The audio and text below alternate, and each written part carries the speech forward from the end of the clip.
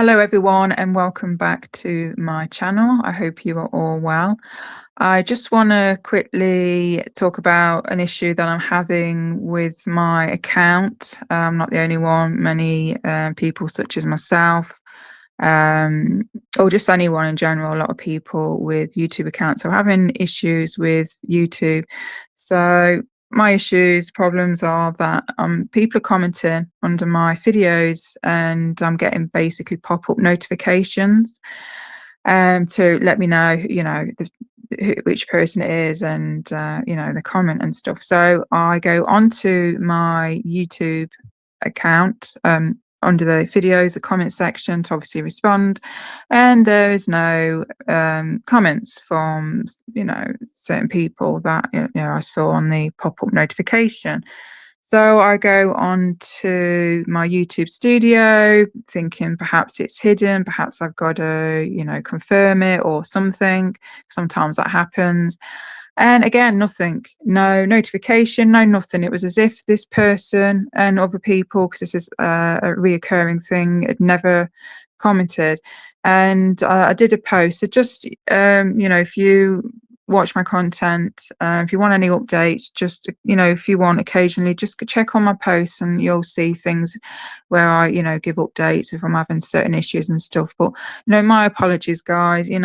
I do generally appreciate those that support me and, my journey and my experiences. And I do like to engage, as many of you know. If I get a message, I will respond as soon as I can. And I don't want people thinking I'm ignoring them or I don't care, because I generally do, especially for those that support me and take the time and effort to, and comment, because it really does mean a lot. It's not easy for people like myself to, share certain things that I share, especially personal things sometimes. And so, it's very hard for individuals like myself. So when I do get lovely comments, I do very much appreciate it. But I just want you to know that I'm not ignoring you. And as usual, it is YouTube messing around. But anyway, I want to get into this podcast. I have Olivia James back on. And we want to dive in a bit deeper, more in depth about Project Oblivion, and just share, some examples, share our experiences, the types of things that we've experienced, right, with Project Oblivion by those behind it, the types of things that they get up to and what they do and how they mess with us. Just look at my notes just quickly. And they can, mess with people in many ways.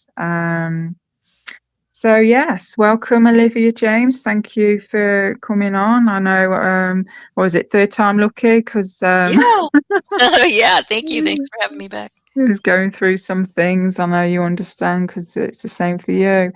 Yeah. But yes, finally we are here. So I hope you enjoy this, guys. And if you do, please support me. Please support my channel and give this video, podcast, whatever you want to call it, a thumbs up and leave a comment, guys, if you don't mind. And let me see if I can actually see them, because some comments come through and others, again, as I mentioned, are blocked or taken down. So it's very annoying.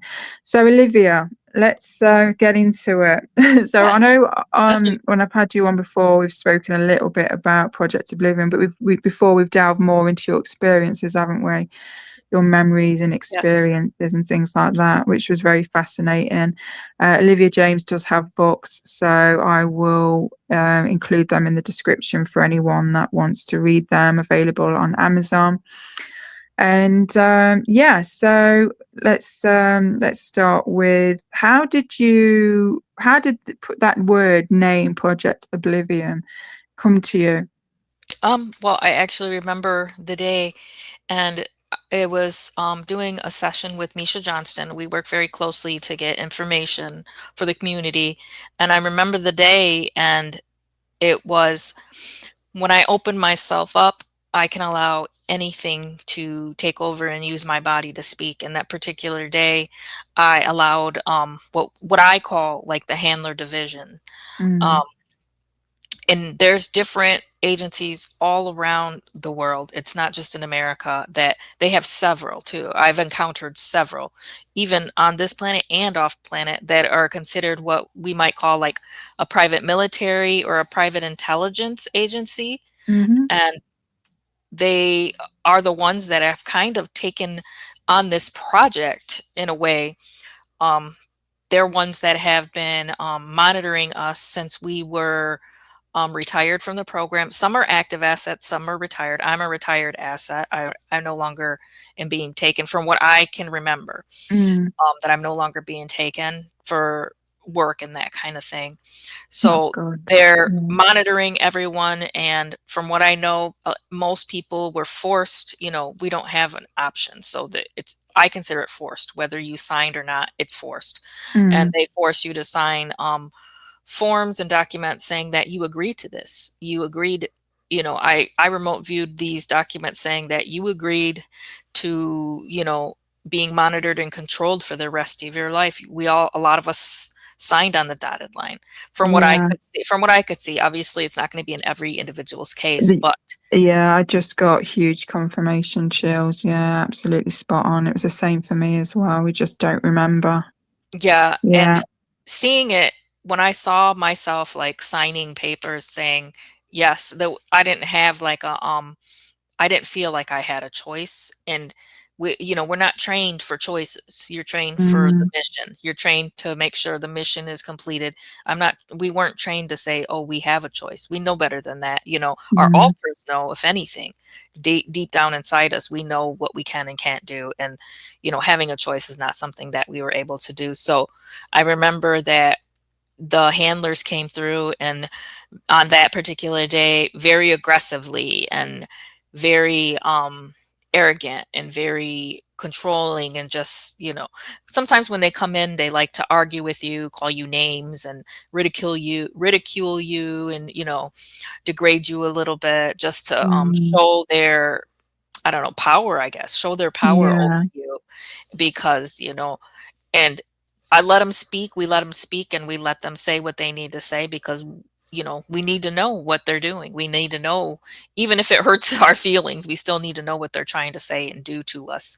So they just said that this project has been greenlit to finally squash the disclosure movement once and for all. From what they told me, they said that we've gone too far, and the fact that we had started to be more believable, people started to think of us as more rational. And a Mm. lot of what, whistleblowers and experiencers did come out and speak rationally about their experiences, and with the real truth to it. And that's what they can't have, they said. We can't have that, they said. You have to, and they even said, go back to sleep. You're not supposed to be awake. You go back to sleep, kind of thing. And they said that once they implement this program, we're going to wish that we were dead, and that's how bad they're going to come after us, and they're going to destroy everything. And I knew that when I really looked into it, the one of the main themes of Project Oblivion is betrayal. And not just betrayal in, with one person, just betrayal in general, from people, people you don't know, people Yeah. that have opposing ideologies, people from all over. There can be betrayal anywhere within your own personal life and out in the community, and even farther reach than that. But Mm. something about it is so destructive, they said, and that's going to be the main thing that they send to us. They said that they could send one person to our community and that we would all fall like dominoes. They said that's how vulnerable, how weak, and how easy it would be for them to destroy us from the inside completely.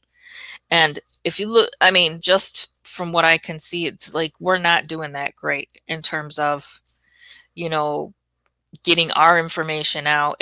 It's almost like we're already being overshadowed. If you can see like the new trends in social media and on, various platforms, the new trend is like other, known influencers take over our narrative, our experiences, Mm. and create a story out of that people find entertaining, people find interesting. But, the real people and the real stories are pushed to the back. So, I'm not quite sure how it's going to go if somebody else takes over what we were trying to do, and, make their own Yeah. stories. And it's just gonna, I don't know how that's gonna work, but that was their plan from the beginning, to be able to control the narrative and push us way back to where they wanted us to be under control, to where you're sick all the time, you can't, maintain your work, you're always having financial issues, relationship issues, you know, anything you can think of.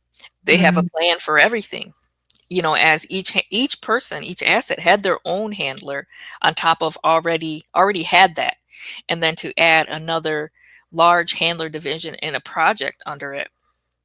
um I seen it so clearly. It was just, the first thing I wanted to do is tell people about it. Like, and they even said that they were coming for us all. They even said that we are coming Yeah. for you all.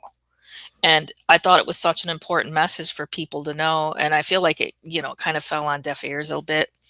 Can I And just interject just a moment? yeah, of course. So it seems that a lot of us, like you and I, and people like us, assets or retired assets. And now my mind's gone blank. It was really important. I was going to say, yeah, just of late, have you been getting like, it's almost like telepathic or perhaps Mhm, V2K, and I'm getting a lot like there's a lot of things going on in my mind at the minute. My alters are active. My ego, like I hear my ego loud and clear, like it's its own separate entity, mhm, right? Not particularly nice. And I'm not my ego, I refuse to be that, that ego because my ego is not particularly nice. Um, but at the minute, again, like when I'm quiet, when I'm not doing what I know I should be doing, right? Sharing my experiences. I have a cushy life, bit lonely. I'm mhm. lonely anyway, but it's quiet. It's nice. I don't get any hassle from these agencies or from anyone. Like the targeting and stuff is kind of minimal.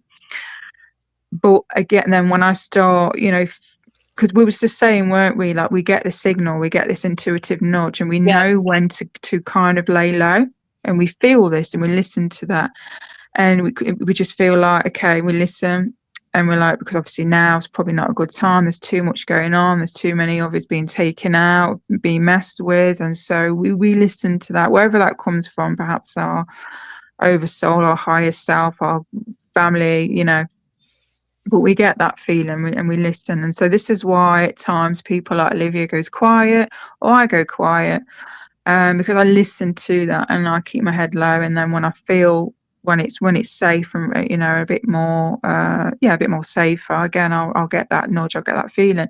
But anyway, so I've been getting a lot of like threatening narratives in my in my mind, just short things like we're coming for you, you're dead, and then I get like these songs, right, that have got like threatening words to them. I can't think right now, but there's been a song that's been playing. Oh, which one is it?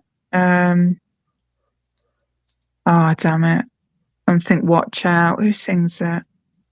But anyway, it doesn't matter. I get, what I mean, just out of the blue, again, these threatening words like, we're coming for you, you're dead, or, laughing and mocking at you and stuff like that. Luckily, I'm not afraid of it. I think because you're used to it, right? It's all you've ever known on and off. And you know Um, when it's not you. You know when it yeah, doesn't come from you. This isn't me saying this. I don't yeah, think like this. You yeah. know, that's when I first got V2K, and years ago. I'm talking like probably like 6 years ago, about Mm, 2019.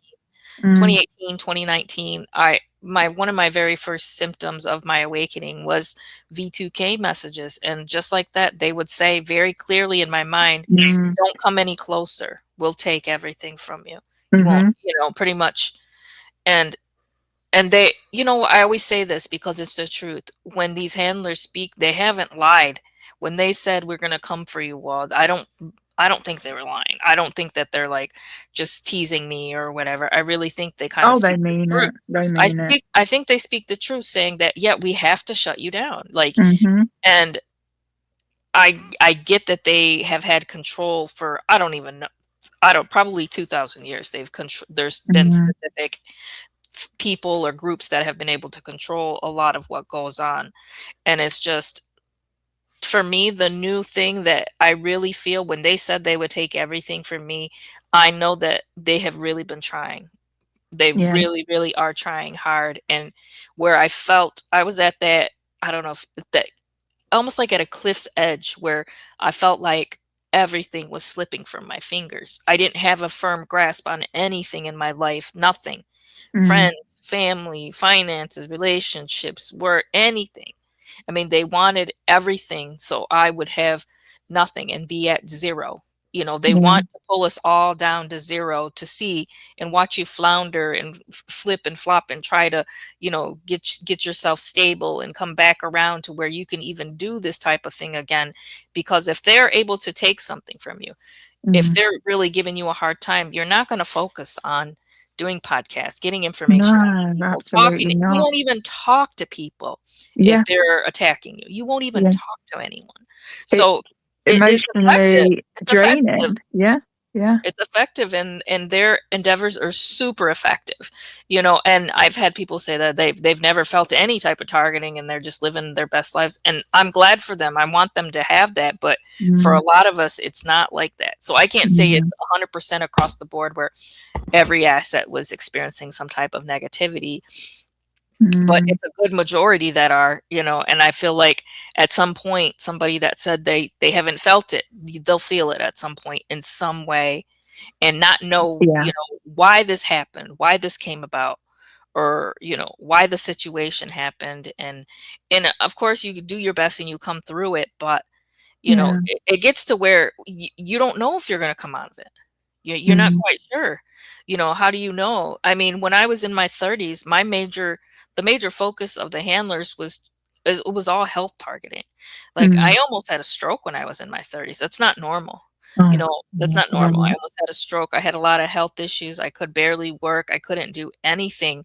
My whole life was consumed by this pain and illness. Mm. It was excruciating pain. I think the pain Did you have levels that was, fear energy as well, yeah. that dread, that fear energy they put on you as well? Another way to try and, just keep you, in that place. And it's just like I was so sick and I was becoming awakened at the same time and I was having so many Mm. issues. I think I said out loud to the universe. I was by myself one time and I just said, if you want me to do this, like tell people about what I know, then you Mm. have to help me. I You know, did the same. keep Yeah, I me did the alive. same. Keep me alive in a way. Yeah. Like I let me got so live. angry, yeah, like yourself. I got so bad one time. I literally was screaming. I was saying, "Look, if this is what I'm supposed to," and I was swearing, "If this is what I'm supposed to be fucking doing, then you need to fucking help me here. You're just leaving me down here to just suffer." We knew obviously it weren't easy, but it's like a little help would be nice. And then usually something out the bag, something divine intervention or It something did. will It happen. does. I Yeah, had yeah, that. I had that myself. Like I went from being like to where I really thought I was on my last yeah. year. I thought and I probably was on my last year of living if Yeah. whatever happened Mhm. didn't turn things around from me. It completely turned from where I was almost at a stroke level every day and pain level so Mm. high I couldn't function to now where, I don't necessarily have that. It just wasn't I just feel like it wasn't possible for it to turn around so quickly without Mm. medical intervention or anything. It just stopped. Yeah. I Yeah. said, I said, if you want me to do this, if you want me to tell people, I need for it to stop. I need help to do, Yeah. to be able to do this, so I found that effective to even just say it out loud to, whatever I'm not super religious, but I call it like maybe like speaking out to the universe, like saying, hey, Yeah. if this is happening, I need a little help to continue Yeah. it, in that way, just don't let them kill me right now, because Yeah. I thought that's what was happening. I thought I was going to die. I thought they were trying to kill me. And, Oh, yeah.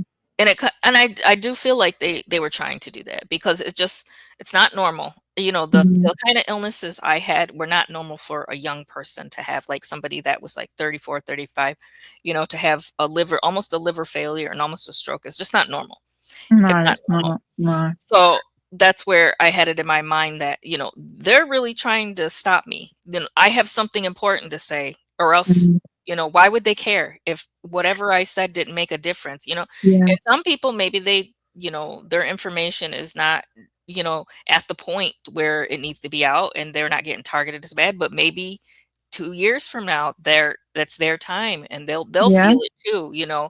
So I still think everybody needs to be cautious whether they're experiencing it or not. Just, make sure you're keeping yourself safe and, your family safe and things like that, Mm.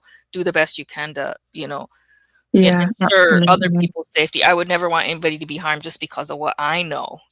I wouldn't want family Mhm. or anybody to, feel the brunt of that.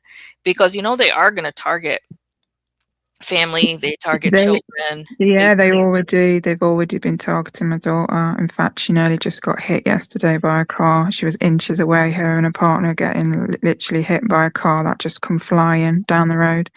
And then the car stopped, and the person that was in the car actually knew my daughter. He was actually an Uber driver, and he got out, and he basically was just he got his hands in a prayer position. He was literally bowing like and saying, I'm so sorry." And apparently, like, he looked confused as well. And I could go on, so they have targeted, yeah. I think and, I think Mm. that's a targeting because, sometimes, there's been times, like, when I've had a really awesome podcast or something, and then the Yeah, it next usually day happens around that time. I'll be out, like, in the country with no cars out anywhere Yeah. and almost get hit, like, it just doesn't seem natural to where Mm, there was nobody on the road, and all of a sudden you almost get hit from the it just doesn't make sense. mm, So it's like you have to really keep your eyes open and stay aware of your surroundings, and, and for children, they still are seeking out children, and especially our children, mm. because I know Well, my child was targeted 2 years ago for the GATE mm, program, yeah. and that's still in the schools. I had no idea because I put him into a school where it was private, so I thought I could shield him from some of Mm, what I had experienced myself throughout my life. So I thought that he would not be, sought after for that. But, he was going to school, he was doing great, and then, towards the end of the school year, he just was like, "Wow, I'm finally almost done with GATE program." I was like, "Excuse what? me?" I was like, "What are you talking Oh, about?" He's like, "What do you mean?" And he was just a kid, he's just a kid, he's little. yeah, And yeah. I was like, "No, wait, hang on." I was like, "What are you talking about the GATE program?" He's like, "What do you mean?" He's like, "I've been in the GATE program all year." And I'm like, I was like, my mind was blown. Like, I know what Mm, this is. And I yeah. said, "How did you even get into this program?" He said they came to him, and this is how it's being marketed to children now in middle schools and high schools. Mhm, They come to them saying, "Do you want to learn how to build robots?" And, you come and we have snacks and treats, and then you can learn about, how to build robots. And so he said when he went to this GATE program that they didn't necessarily have robots there, and mm, they weren't doing that. They were only doing testing.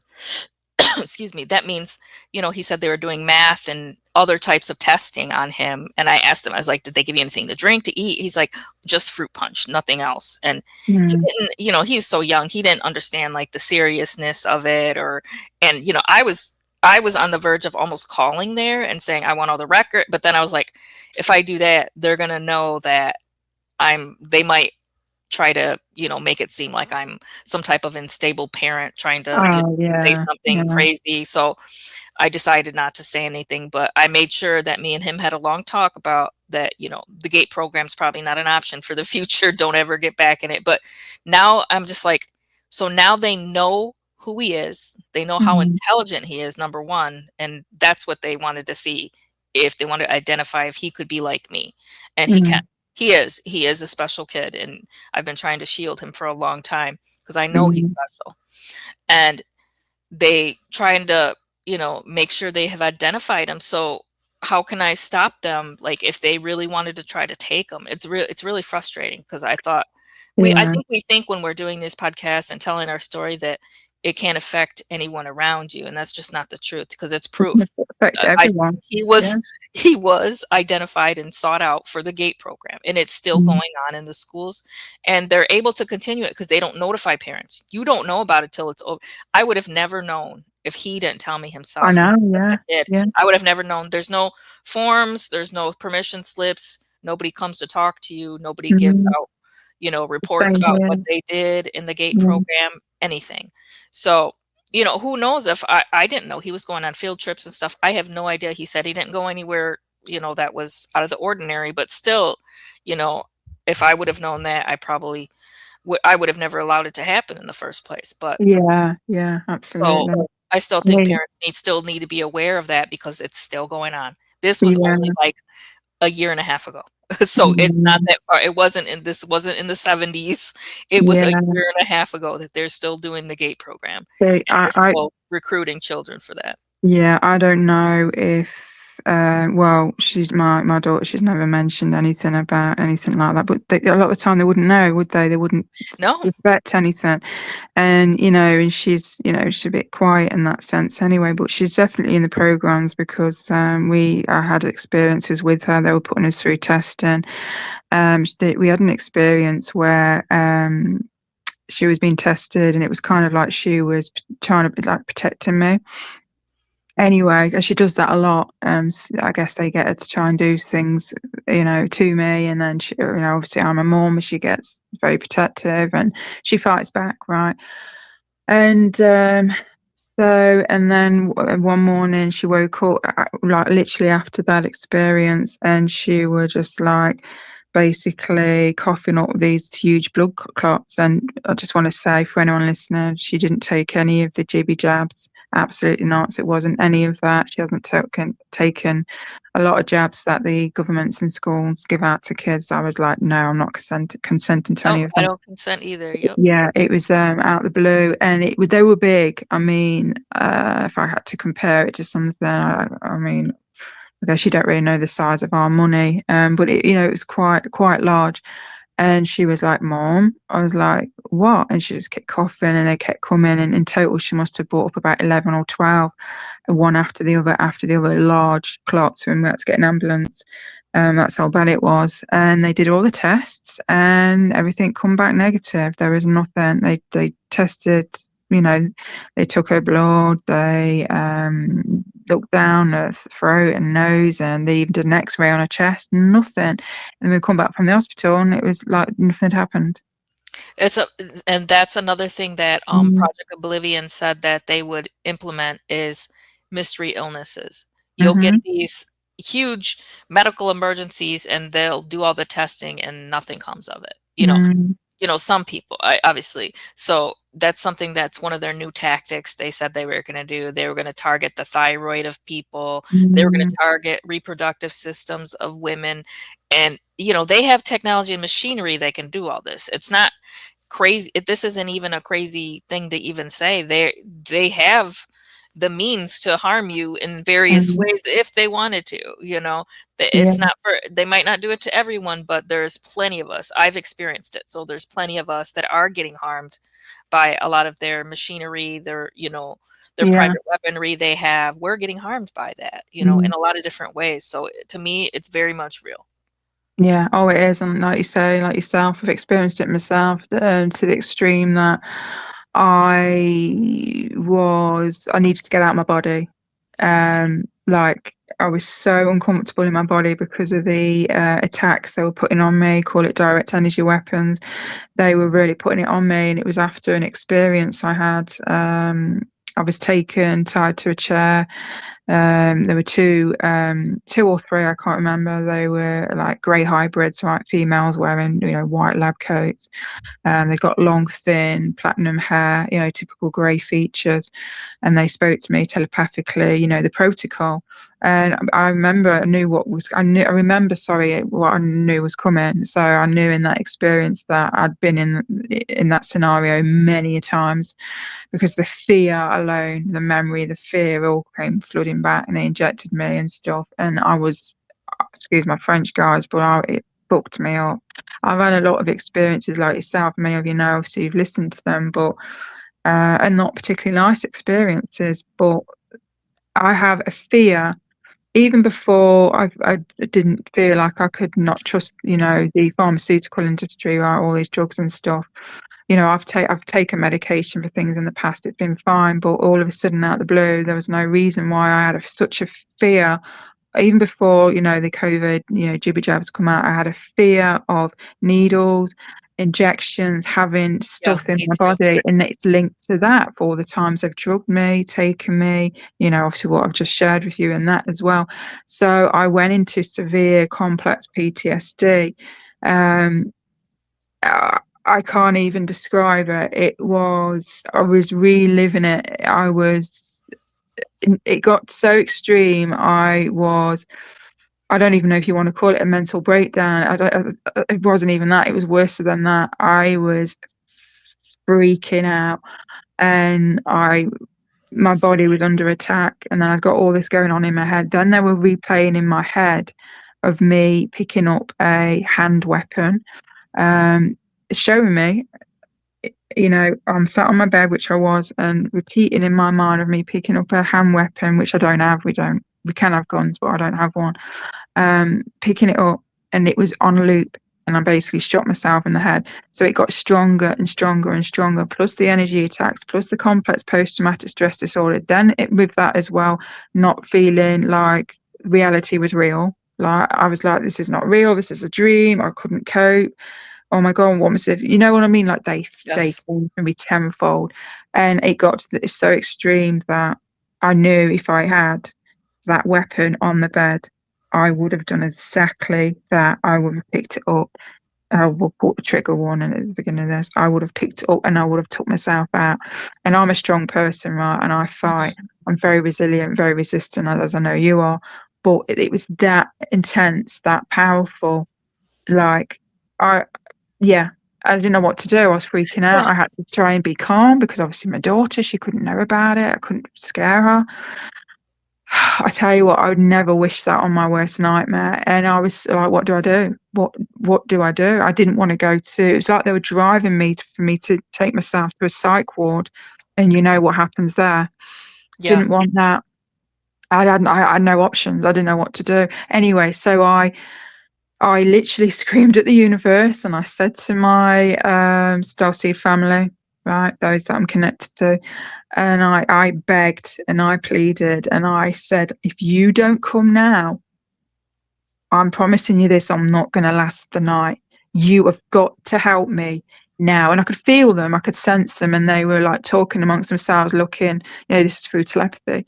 And it was like they were just waiting for me to kind of come out the other end myself. But they were ready to come in, you know, and they did exactly that. So obviously I went to sleep, and then I remember on my ceiling, it was like a portal.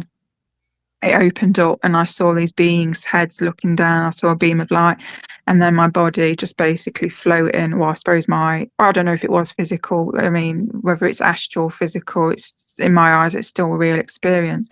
But I went up through this portal, and then I was on the ship, and there was like these Nordic Palladian beings, different ages. Anyway, I went in full detail on that on my channel, but basically, yeah, they did something. They my nervous system, as you can imagine, was a total mess, and they rectified that. They cleared my energy. There was a bit where they showed me a bed, and there was like it looked like bags of fluids, these like operating utensils. There were like these weird things and stuff. And because I was already going through a lot, I said, I don't want whatever you're going to do, because I knew they were going to help me. I don't want to remember. So don't worry, you're not going to remember this bit. So, you know, obviously they put me on the bed, did what they did. They erased that bit of the memory because I remember everything up to that point and after that point and after what they'd done. Oh my God, Olivia, it felt like the whole weight had lifted. I was just Yeah. completely different. And of course, you know, it was a real experience because, you know, when I woke up, because I want to say as well, through the whole of that episode that I just shared with you, I didn't sleep for 4 days. So the exhaustion and the tiredness, I wasn't eating, I wasn't sleeping, I was losing my mind. And then not to mention the effects of the drugs when they took me, right? You know the protocol, they injected me for 3 days. And that's probably why it just wrecked me, it fucked me up, plus the trauma, all that was in my system. So they were clearing all that out. Anyway, when they dropped me back off, I felt like a new person. And I was so thankful and so grateful. Like, I was like, "Well, this is not just a one-time thing." And so I've always said, we're kind of stalked by demons, right? But protected by angels. Obviously, they're not angels, but you know what I mean, that Yeah, saying. Yes, we are cover in the programs, or have been in your case, as an asset and stuff. But, yes, we go through the shit, they put us through it, right? But at the same time, I've always had my family, like yourself, divine intervention every time, and they don't always come in. It's usually when I'm hanging on by a thread, when I'm desperate, because they know the more time that they come into my energy or visit me, the more shit I'm going to get from those that take me and use me, because they'll punish them by punishing me. See what I mean? It's like, it'll be yeah, like, we've got one of yours down here, you keep visiting her, you keep doing all this and helping, then, we're going to hurt her. We're going to put, this is what they do. And so, Olivia, I tell you what, I just, a bit like I say, I'm very resilient, I really am. But I just hope to God I never go through that again, because I don't same know. it. I never wanna go backwards to being sick like I was. Yeah, yeah. I think, what was weird is that out of all my sessions, there's, one of the groups that comes in and they're really keeping an eye on everything is Arcturians. I never Mm, I mhm. never I had no idea, like, I didn't really know them or anything, but Yeah. a couple of times I did these sessions and they were hovering over, like, where I'm at, like, Mm, watching and waiting, and they would give me clues, and one time they even told me and they even give me this long number, it was like D2765 something dot something, and they said that was the number of that particular agency that was monitoring. They had like a oh, they said no. they even showed us, and I was there was right when I was at the beginning of my awakening, I was still kinda, like, sick, but I Mm, remember they took me on their ship, and their ship was dim, like, almost dim the weird I can't even explain the type of lighting they have because it's not normal lighting we have here. I don't yeah. understand how they had light wherever they were, but on You their don't you ship. can't pinpoint it, can you? Yeah, It's like no. everywhere. It's like a soft, It's natural almost like I'm light. looking in a fishbowl and looking inside it's Mm, like being inside the ship was like being in the middle in the inside of a fishbowl where I couldn't see out very well, mhm. but they took me to kinda help me a little, but their their treatments are kinda terrifying, even though it's helpful, like, they had me strapped to this chair sitting up, and inside my mouth, they had my mouth open, like, so wide, and they had, like, almost like something that looked like a metal centipede or like a metal spider, like, Oh, inside my mouth. I oh, couldn't move, it was like so and my eyes were like when I saw myself, my eyes looked super huge, and so it was yeah, the treatments that they do are kinda scary, but at the same time, when I was done, did feel a little bit better, so I don't know what kind of things they have, but and, when they walk, mm, they're so small the ones I saw, they were yeah, really small, and they almost look like they're floating on the ground, they wear kinda like these robes, and they look mm, like they're just floating, they don't even look like they're taking a step, I couldn't see their steps, so maybe they walk yeah, different or something, but it was more like a floating measure than anything, so yeah, I thought it was interesting that interesting. they Mm, come so often to keep an eye out or to say yeah. or, give their input on something. They even, when I first I think it was them, I think it was the Arcturians are the ones that told me that when, humans were first created, that one of the very first models was a Australopithecus model, and Oh, they yes, said yeah, that particular model, the metabolism was off. It needed too much food to function, so it wasn't viable in this particular mm, environment of Earth. So they said that they changed that particular model out and went to something else rather than Australopithecus, and they moved on to different models of modern human.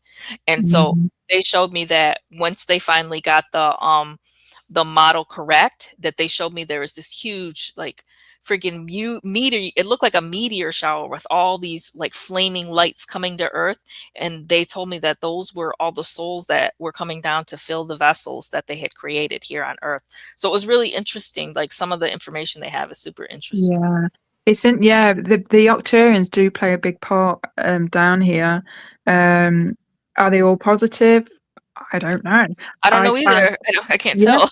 Yeah, in my experiences, I've had positive experiences. I'm Yeah, quite I have. close to Yeah, them myself as well, so it's interesting, isn't it? Because yeah. they showed me that my true form, if you like, is in stasis. I remember that, and there was this room, and there were these pods, and they were like, I guess envoys, true, we're down here, right? But our true body. Um, Is that you feel like you're closest to that form? I didn't look like them because I'm Okay. not part of them, but how can I explain it? It's like I'm close to them in the sense that, they've always played a role in my Right. journey, whether it's here in other places. I'm not aware that I have been an Octurian. I don't think I have, but I feel very closely connected to them. Their energy, the Octurians that I met, they were the typical, the ones you hear and see about, very tall, Yeah. very grey blue skin tone, not floating or anything like that. The narrow, large, eyes and things like that. But their personality, they're very, on one hand, see, my personality is a little bit like theirs. So on the one hand, they can be very serious and professional, right? Mhm. Very stern. Um, yeah, very grounded, right? They're not one for messing around type thing. Not horrible, these particular ones weren't horrible, but then they've got this childlike essence, Yeah. playfulness, this joker energy, the prankster energy, very childlike, but then they can, have a little bit of a joke with you, right? And they find it hilarious. At least my experiences, I'd laugh and they'd find it funny, and then it'd be like they'd snap back to that, right? Okay, we've had our fun now. Let's,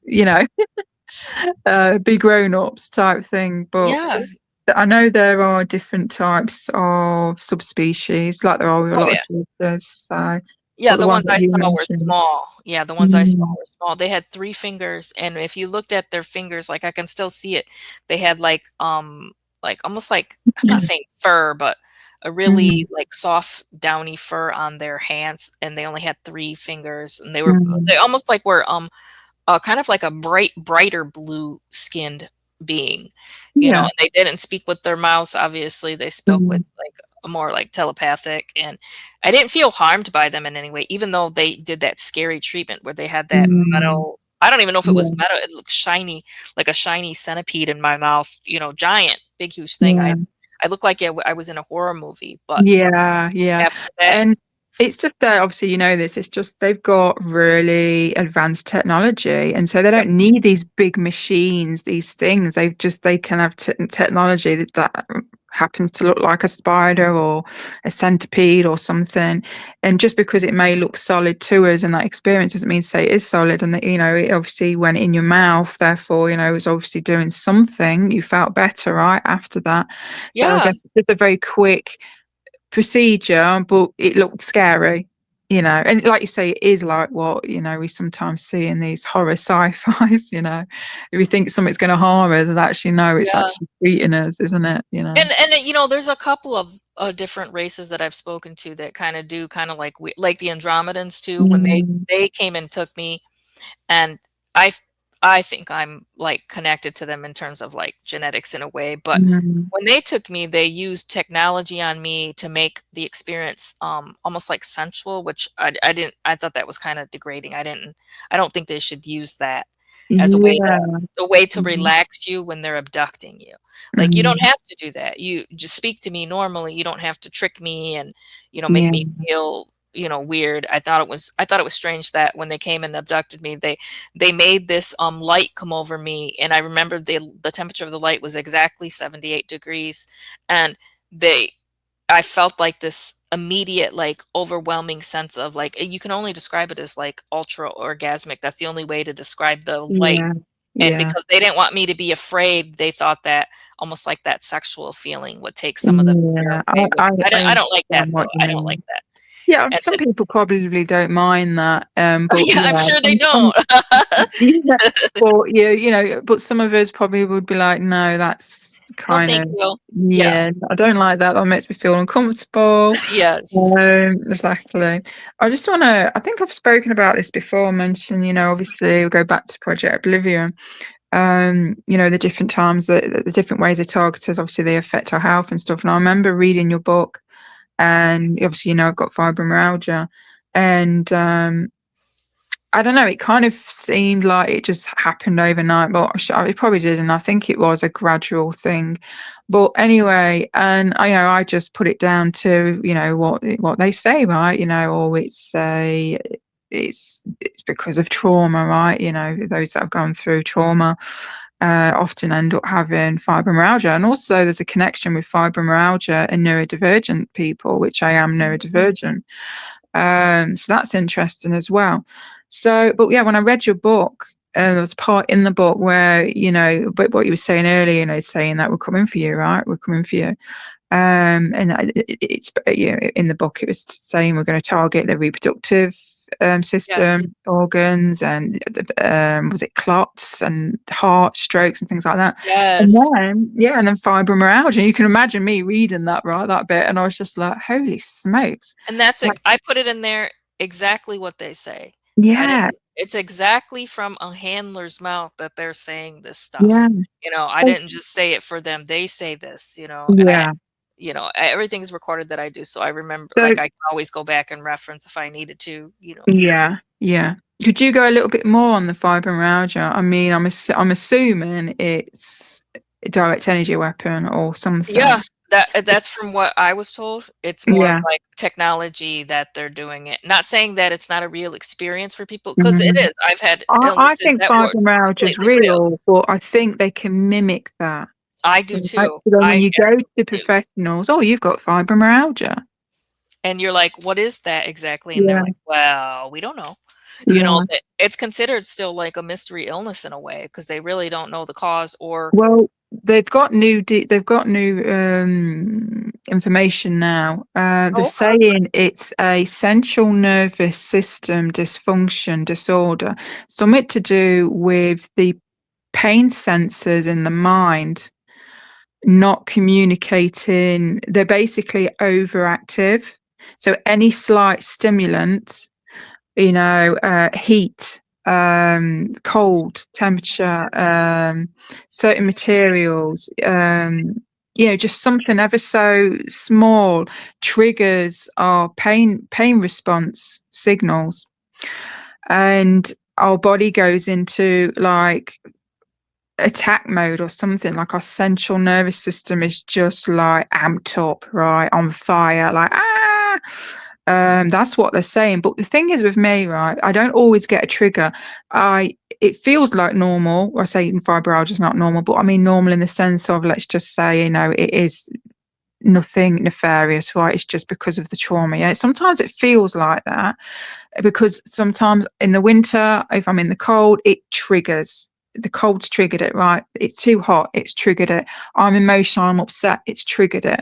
But then a lot of the time, it will just come and it will disappear, and there'll be no triggers. It's like it comes and goes as and when it wants. And one of the the most severe symptom for me is like the heat in the body. Mm. It feels like you're inflamed, the heat. Um, it feels like someone's put metal rods inside your And body. I get that, Mm. and they have that machine that's, the Green Devil, that's the adrenaline machine, and I've been hit with that, and No, it I've not heard of that one. it causes heat like that. Like, you Yeah, can feel, like, this burning like heat from the bottom radiation. to the Yeah, top. That's yeah, from a machine called the Green yeah. Devil.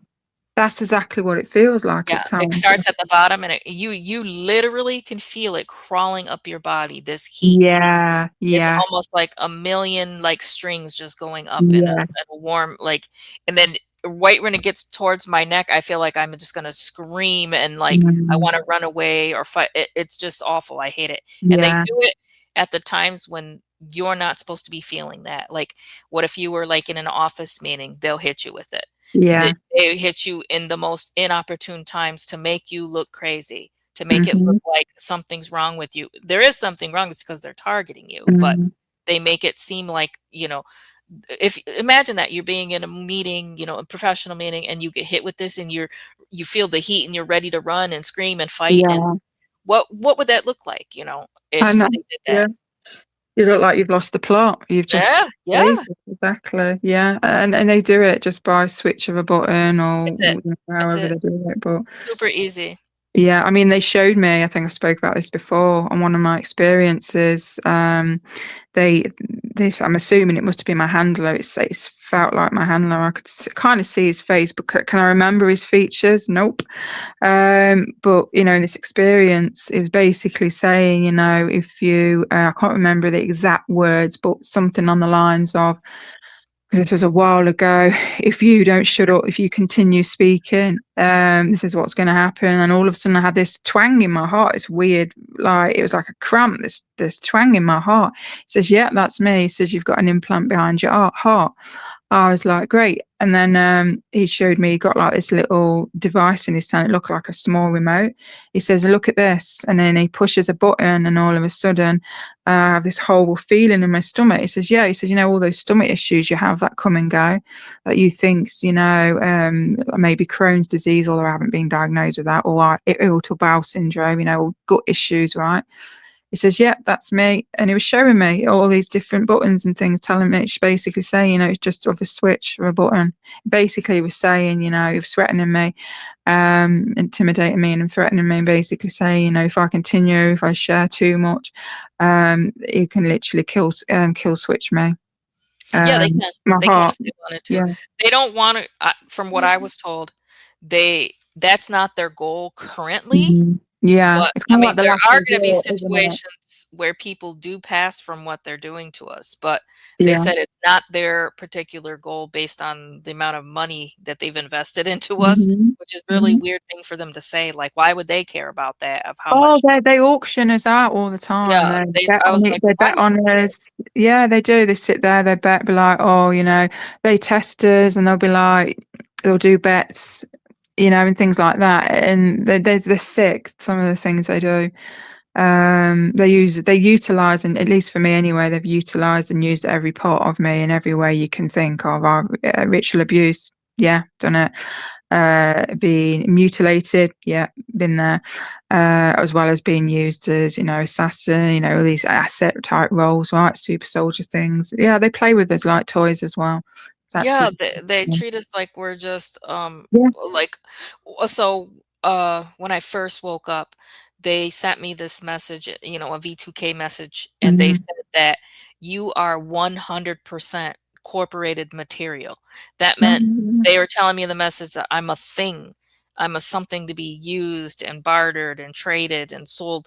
They said it was 100, I was 100% that. I wasn't a real mhm. person to them, not a human, not a girl, nothing, just corporated material. That means I was stuff, just Yeah, stuff, according to yeah. them. I wasn't a real Nothing more, person. nothing less. That's how they see us, yeah. Yeah.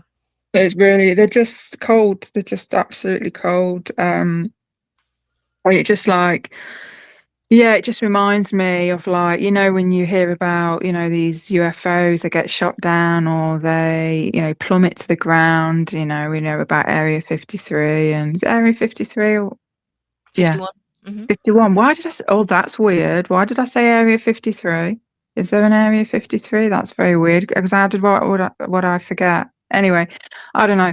And so, what they do, obviously, they go to the crash, they retrieve everything, right? They take the technology, they reverse engineer it, back engineer it, and then they take the being, right? The whatever extraterrestrial it is, usually greys, and they will, interrogate it, they will abuse it, and they will, threaten it. They'll try and do like deals and things, and they do also, obviously, this anyway, a lot of people do, it's not new.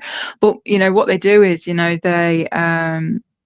they just again they use it. If they try and keep the being alive, and they'll just use it. And it just reminds me of like, I feel like that. It's kind of like, I hate using these labels, but it is what it is. Some of us are envoys, right? Some of us are off-world souls, right? Consciousness Yep. in this human vessel right now, for many reasons, many of you know.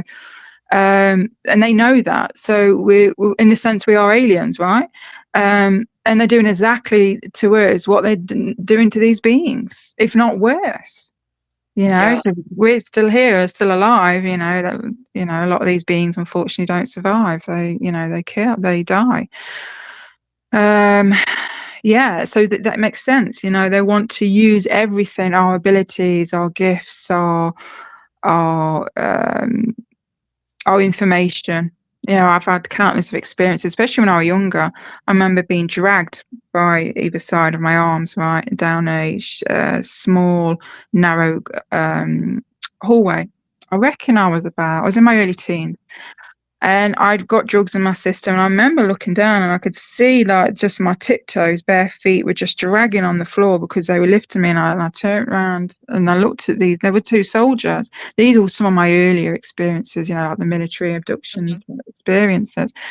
And then they take me into this room, and they sit me on this chair, and there's this long rectangle white table, and on the other end there's a guy. He looked like he was wearing a suit of some kind. Again, intelligence agencies. At the time, I didn't know this. I didn't understand it. Just knew that it kept happening and happening and happening. It was the same theme. And so I'm sat there on this chair, and he tells the soldiers to go. They go. And I can't remember, but there was an object in the middle of the table. And first of all, he was interrogating me, right? And he was questioning me, "Who are you?" If this was kind of what he was like, "Who are you?" And in my mind, I kept hearing, "Don't say anything. Don't say anything." And I didn't say anything. "Who are you? What are you? Why are you here?" Right? Meaning, I guess, on Earth. Mhm. What are you up to? These types of things. And then, because at the time I'm going through abuse, and so I was really going through it emotionally anyway in my personal life. And all the time I kept hearing this voice saying, "Don't say anything, don't give your name, do not say anything." Are these my alters? Perhaps. I don't know. Are they were they my staff family? Because I have had telepathic communication with them. So I don't know. But that's what I kept hearing. Don't say anything, don't say your name, don't reveal anything. And so he orders these guards to come in, and they inject me with some more drugs, right? I don't know what it was, LSD or something, I don't know. But anyway, the effects of this drugs immediately made my guards go down. So I wasn't able to lie. I wasn't able to hide anything. I was giggling at times, like my defenses were down. And the guy at the end of the table, he was continued to ask me questions. I don't remember revealing anything, but what he did do, he turned it up. He stepped it up a notch. And so what he did was then he was saying, "I know you. I know everything about you. I know the abuse you've gone through." And he was talking about things that no one would have known, right? Personal things that I experienced, not just abuse, but just general things as well. And I remember looking at him thinking, "Who is he? How did he know this?" And again, hearing in my mind, "Do not say anything. Keep calm. You're not alone. We'll get through this." So, which is interesting. So, I wasn't able to, compose my emotions because I was a very angry child. And whenever I got angry and upset, things around me would act up, right? So, for instance, things would get like poltergeist activity. It'd be like, we had this conversation one time, the first or second time you come on my channel about energy, and you said that you kind of like reserve your energy or something, and I'm like, I expel it. Do you remember? I can't remember the actual words you said, but Oh, yeah, you to get remember? it away to get it away from you? Yeah. You have to say, "No darkness may enter here. It's a safe space for all."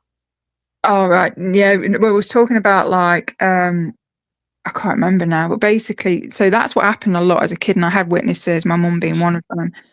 There was times where people saw things flying, like a knife flying off and smacking my partner at the back of the head at the time. Just things moving. I was able to make things happen on demand as well. But usually in the heat of the moment, when I was angry, you can imagine all that energy, right? And lights would flicker, light bulbs would smash, things would blow up, like microwaves. Exploding light bulbs. That's Yes, a sign of psychic ability because 'cause I've had that. yeah. Yeah. Electrokinesis. This was common as well. Just devices freezing. My energy affects the Wi-Fi as well when I'm stressed. If I'm excited or I'm stressed or I'm anxious, oh, the Wi-Fi will act up. Like, I don't know if it's my energy draining it or affecting it because my energy's expanded or Have what. you ever noticed how the energy shifts so significantly when we have anxiety? Yeah, The yeah. energy around you, it doesn't even seem normal, like, there's something going on inside us Mhm.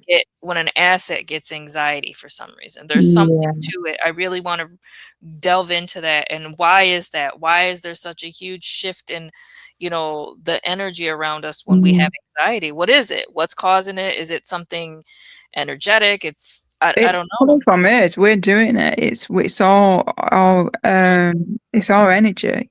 It's because it's in a heightened state, like it's amplified, isn't it? You know, we're all Yeah, energy beings, so you know, emotion, we feel that naturally. A normal average person, you feel that, you know, you hear that saying, I've got, you know, when you feel that rage and it comes quickly, you go from 0 to 1,000, you feel that yeah. heat in the body. That's normal. And so in sometimes people can hold on to that and contain it, or there's people like you and I, you know, that it just literally just explodes out of us. So of course that energy then affects and can move things around us, especially like electronics. Like I used to get, I mean, people get electric shocks every now and again, right? You touch a hot car, you know, all these things. Mine was extreme. Like my hair would stand up. I get these zaps, right? Was the zaps inside your head, like, in the middle of in the brain almost? It was like my whole body. I Yeah. remember I had this top, like I can't wear certain materials because it literally clings to my body. You know, like when you get a balloon and you rub it on your head and you get that static, Yeah, like yeah, yeah. that's Mhm. normal. We get that. But imagine someone like me, like us, right? I don't. It's just my energy. Like, you know, like, I'm not even joking. Like, I try and pull a vest off sometimes, and it's stuck to me. I'm peeling it off, and it's making this static noise. Sometimes it creates a light show underneath my clothes. I remember the first time I saw it as a kid. I moved my blanket or my nightdress away from my body, and I kid you not, I'm not even exaggerating. It was so fascinating. It was like little lightning, little light shows, and I could hear the noise, and I was like, "What the heck?" It lit up under the blanket, and I remember pulling it, just having fun playing with it, like pulling it. It was like making these noises. So we just have this a lot more energy than I guess the normal average person. There's something to it, yeah, it must Yeah. create, like, some type of inner vortex or something, Yeah. or it calls Something. forth an alter there's some type of connection Mm, to something of why we were in the programs and the level of anxiety that some of us experience. I know when, I really get anxiety, it's a trigger for one of my altars, who is the Gray Mouse mm, altar, and whenever I get I know that's her wanting I almost feel like she's, like, banging on the other side of, like, a mirror saying, "If you need mm, me, I'm right here. I'm here if you need um, me," kinda thing. yeah. And she's one that if anybody if I retreat or something from, just everyone, it has to do probably with her, the gray mouse, Mm. and that she knows when there's threats. That's Oh her my God. job, is to know and to feel the threat in the immediate Yeah. environment. They know If before I we feel know, don't threatened they?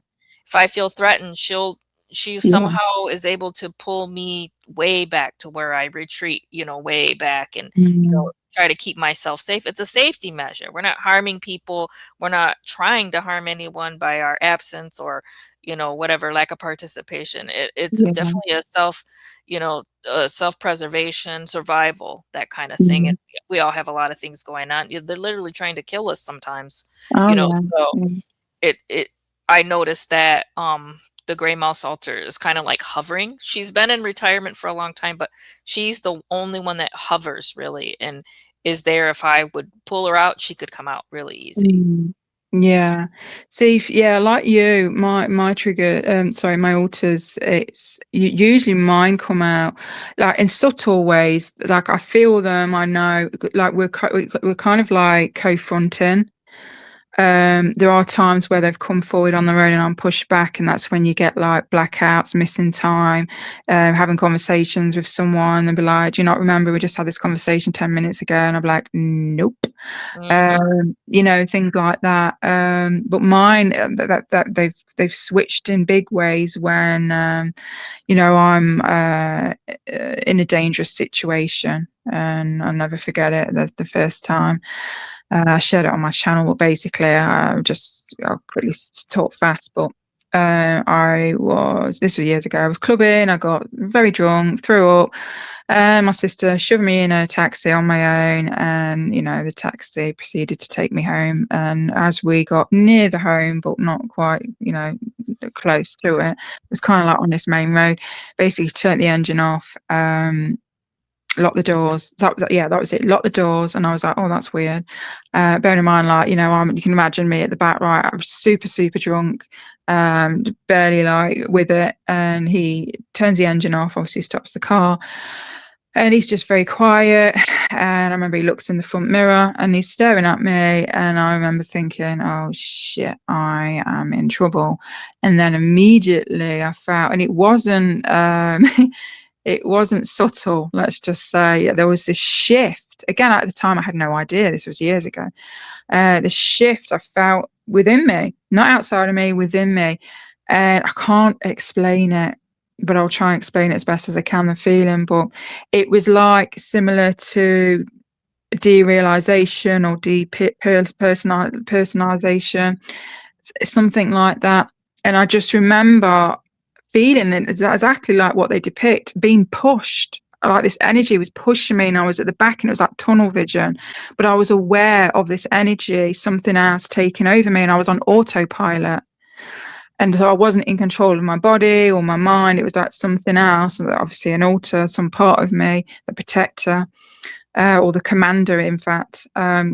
She came forward, and I felt the energy, right? I went from feeling extremely drunk to sober, like there wasn't a drop of alcohol in my system, because obviously it was her energy now, right?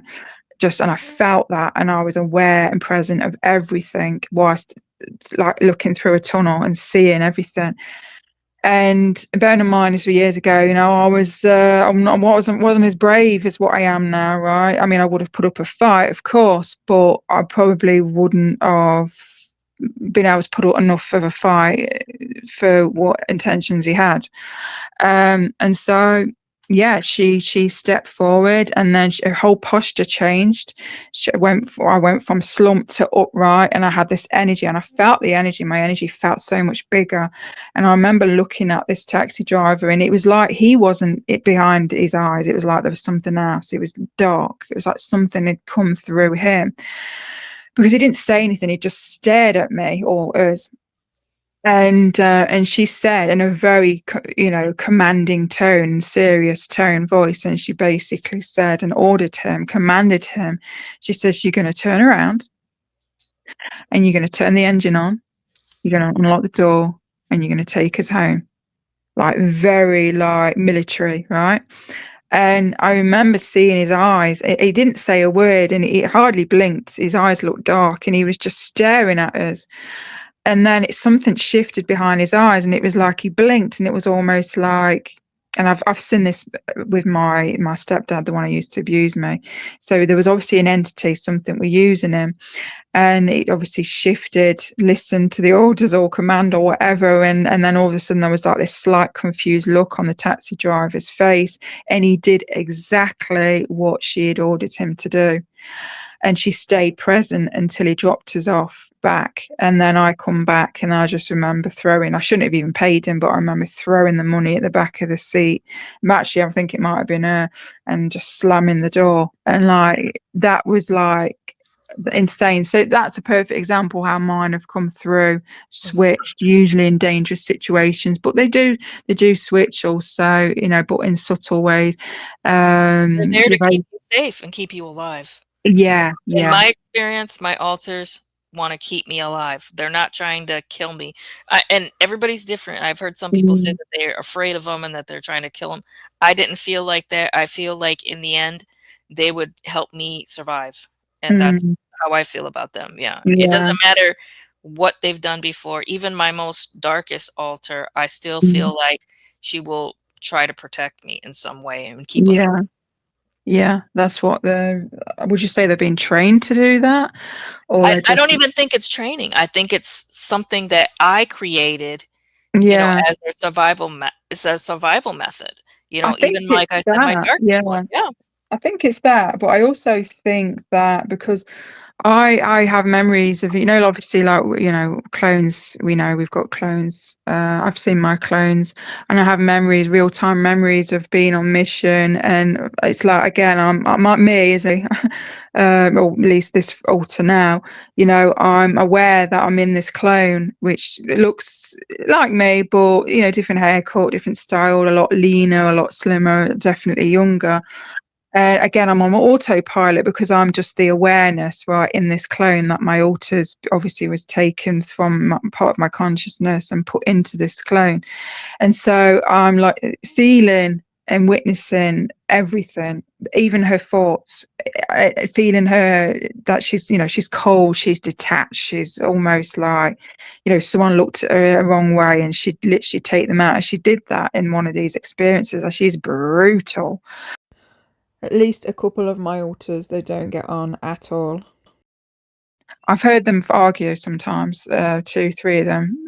This isn't all the time, by the way, but when it happens, it's like, oh, it's like they're awake again or something. It's weird, and you can hear sometimes I'll hear faint conversations, and then and it's not me, it's not my ego, it's not I'm thinking of anything. I'll hear a conversation sometimes prior to sleep waking up, or I'm just cleaning, I'm just minding my own business, and I'll hear my my handlers as well. I hear fake conversations and things, and when you tune in, it'll go quiet, or it's like you can't always pinpoint the exact words. Sometimes you can grasp onto a couple of words, but the nature of the conversation you can't always, you know what I mean, hear it. It's like in the distant, and sometimes it's loud.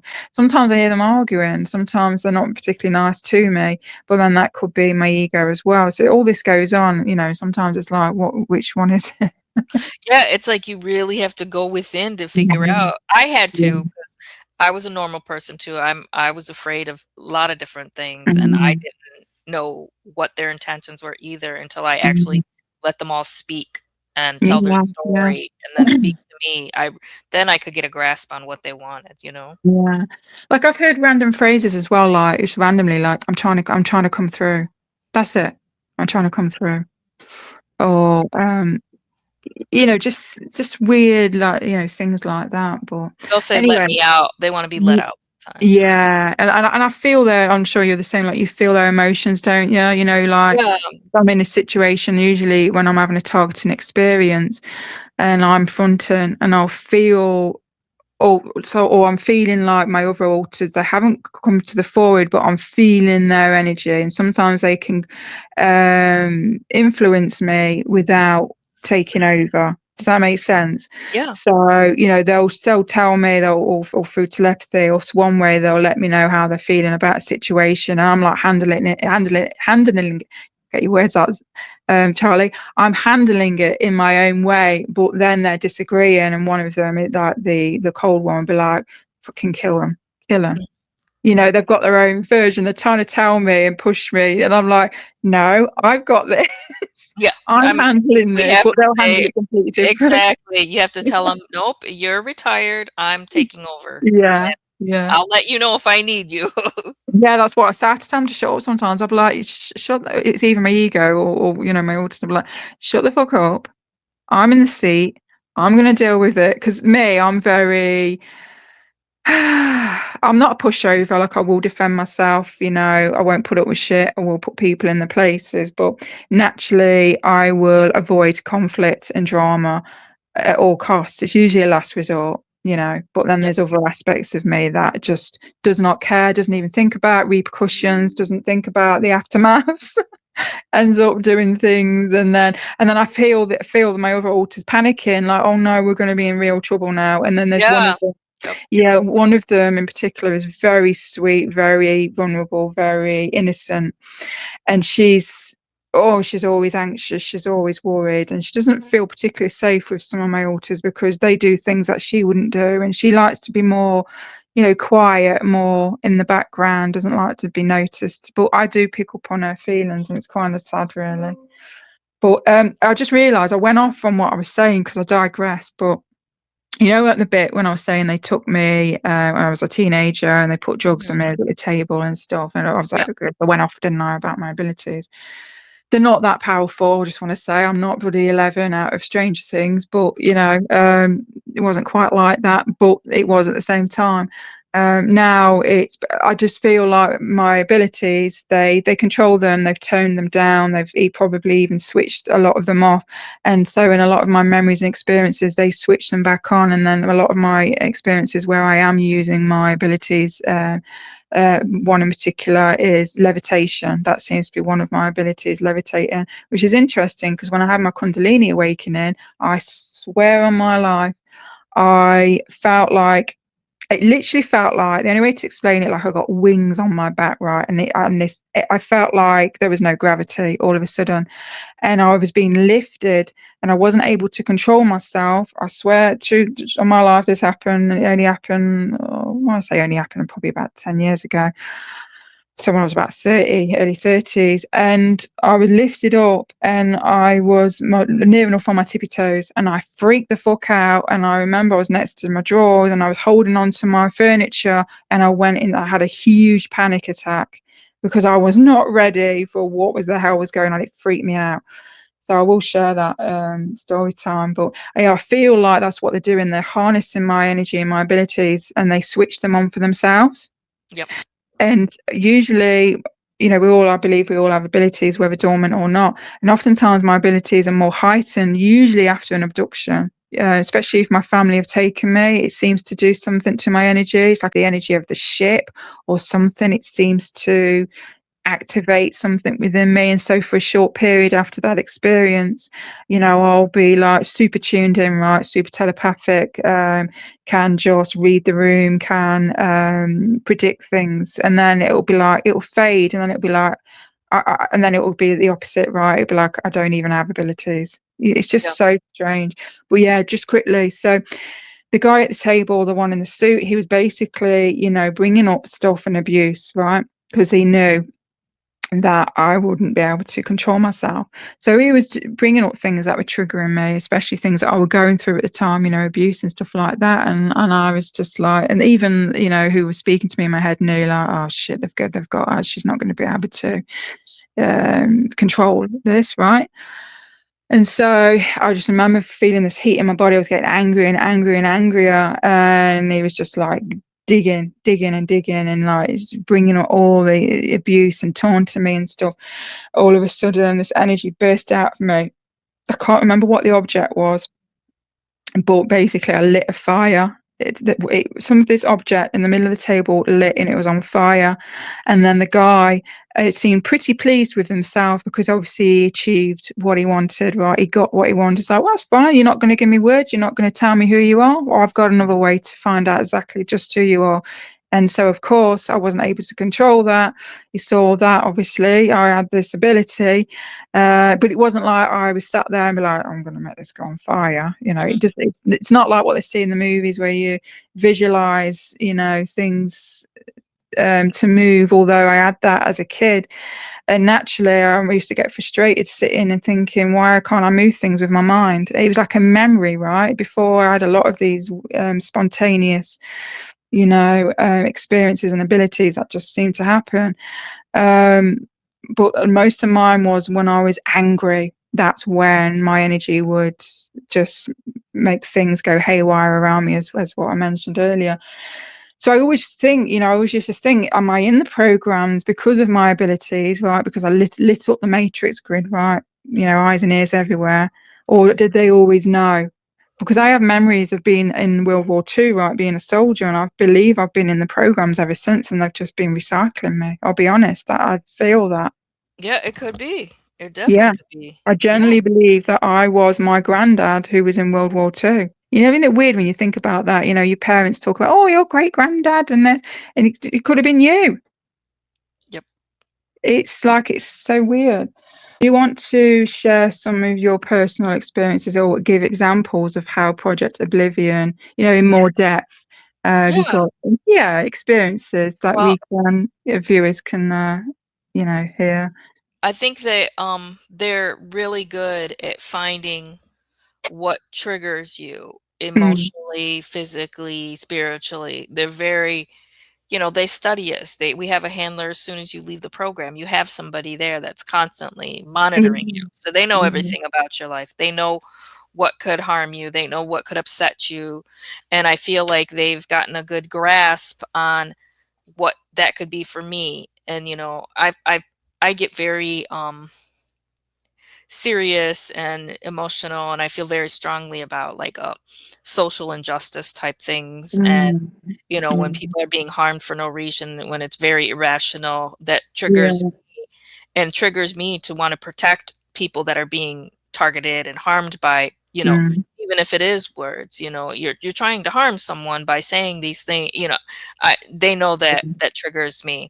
So We hate they've figured that injustice. out. Yeah, Yeah. they figured that out, and they definitely target me the most in my workplace. Okay. They have people that they've activated themselves to, you know, pretty much just constantly trigger me, constantly target me. I'm talking probably almost it's weekly. It's weekly now. It's really gotten to where it's weekly now. Oh And God. Yeah. for me to, have to deal with that constantly, that it consumes you. And really you can't think about much else, because you become, once you're being targeted constantly, you go into your survival mode. You So that do. means Yeah. my anxiety is at a 10 a lot of days. Sometimes if I have to go and be around them, I'm at like a 9 or a 10 in anxiety. And, Um, we kind of reserved that really high state of anxiety for the programs. mm, Like when you're yeah. doing a mission, when you need that protective measure, when you're doing something serious, you don't necessarily use it when in your everyday life. And they've kind of pulled that out of me, where I have to kind of always be on high alert for someone trying to harm me or someone that I care about. So Mm, whether it's emotionally or not, it's still something that is a trigger for me. So I have to constantly fight that back. Um, like I said, they said that they'll take everything from me. So mm. they've tried to take, my financial stability. They've tried to take, interfere with your relationships, with everything. They've even taken my pet, who I consider like a child to me. Oh Um, yeah. Yeah. they took him about 6 weeks ago, I think it Mm. was now. And, I've had this, I call him a child because he is like a child to me. Yeah. I had him for 12 years. And just one day out of the blue, you know, and they tried to take both of our pets, and somebody came to try to take our dog, and they didn't end up taking the dog. And then the same day, my pet was gone, and haven't seen him since. There's been no sign of Oh, him, no I'm sight. sorry So about that. it was Yeah. it was a huge loss for me. It was almost like I grieved a missing child. Yeah. It was like I grieved a missing Absolutely. child, and I think they knew that that would completely Oh destroy, yeah. and it did. It pushed me back a lot from, Yeah. So they my get you in program. that way. Yeah. Yeah. It's like my cat Angel. We've definitely connected. She told me a name through telepathy, as consciousness or a soul or whatever before I even knew her name, and it was so her name's Angel. And then I realized later. I don't know why I didn't notice straight away, but a few years later, one day I looked at her. I was like, "Huh, she's a tabby cat." You've got little angel wings. You've got black wings on her shoulders. I was like, how did I never notice that before? And I remember hearing the woman's voice. I was inquiring about the cat. I was like, "Hiya, sorry, I got a call back." She says, "Oh, I'm so sorry. I didn't realize you were interested in my kittens." She's only got one left. She said, "I don't know how I missed your message. Are you still interested?" I says, "Yeah, I am. I do still have her." So it's like I knew it was a female. She says, "Yeah." And then I remember thinking to myself, I wonder if she's named her. And then I hear in my in my mind, against Lefty, this woman's voice, who I've heard before, say Angel. And I said to the woman, I said, "This is going to sound really bizarre." I says, "But by any chance, have you named her? And if you have you named her Angel?" And she went quiet. So of course I knew. She went, "How did you know that?" I said, "I just heard it in my mind." And she went, Yeah. "Wow." And so I knew she was meant, to be my, I don't say pet because that doesn't feel right, but she's meant to be she's like my familiar. She's my Yes. family. Yeah, it was like, he's like Yeah. a child. And, I haven't given up hope, but, it's been almost Mhm, 2 months. But at the same time, mhm. it was just so weird that there was no way for him to get out. There was no way Yeah, for him to disappear. yeah. And it's they like, are our family, they're our babies, you there's know? no way, and it's like they knew that that would destroy me, and it did Oh, for a while, so I absolutely. had to really retreat for a while and Mhm. kinda deal with Yeah, that loss and figure out what my next steps would be, and, I definitely wanna get back into my writing and making sure that yeah, I'm trying to find information, yeah. and I honestly feel like, last year, probably, I don't know, early summer, I think I got mind wiped because Mhm. I'm feeling a lot of blockages in a lot of different ways. You I know feel when like that happens for you, 'cause they do that to me, so if you don't mind, can I describe what it feels like, and then yeah, you let sure. me know? So, Mhm. mind white for me is I'll be, like, on board, right, I'm doing everything, I've got all this information, I've got all these memories, I'm doing well, I'm sharing, I'm on a roll, right? That's how I am. And then it's like it seems like either slowly or overnight, it's like I'm different, and how can I explain it? It's like I forget who I am. I Yeah, forget my mission, my purpose. I even forget that I'm down here on mission, right? And it's like before I know it, I'm playing 2.4 children, and I'm well and truly sucked into the matrix, doing basic mundane shit, right? That which we wouldn't hate. usually interest me. And then I forget. And then it's like I'm slowly coming, and I get depressed, right? I get depressed. Something don't feel right. Something's missing. I feel down, depressed. I feel like a big part of me is missing. I feel alone. Then that creeps in, and it's always the same pattern, right? And then it's like the only way to explain it is like I'm waking up. It's like I'm going through my spiritual awakening, my starseed activation awakening again. It's like I'm slowly waking up, and then these memories start coming back, and I'm like, oh my god, I'm here on mission. And all my memories are coming back. And it's like going through all that again. And then I'm repeating myself to friends, like sharing experiences. And I'm like, I've shared this before, but it's like I'm sharing it for the first time again. And then I realized it kept happening, and there was a pattern, right? And I thought, they're memory wiping me. Or it's that, or it's my alters as well. So I definitely believe it's both. Yeah, does that sound familiar? Yeah, and I would encourage people to try to write it down if you do have a memory because it memories don't last forever, and Mm, you don't it's like if you have a grasp on something, you don't want it to disappear. I yeah, always like, if I have something, I'm gonna write it, even if it's just in my phone notes or anything, just mm, one phrase, write it down because it's so hard to, hang on to those memories because it was yeah, so we're living, like, double and triple lives, yeah, sometimes, so it can get muddled, and you wanna keep it as clear as possible for yourself as you're trying to definitely. process everything that Yeah, happened to you. You wanna try to keep it obviously. together. Yeah, and I know that some of my alters have more memories of the things that I don't remember as well, and so there's that as well. But yeah, that's kind of how it is, and that's how it feels. But so yeah, I'm going to share with those listening some experiences I've had with people. I think we mentioned it before. Mhm. Excuse me, guys.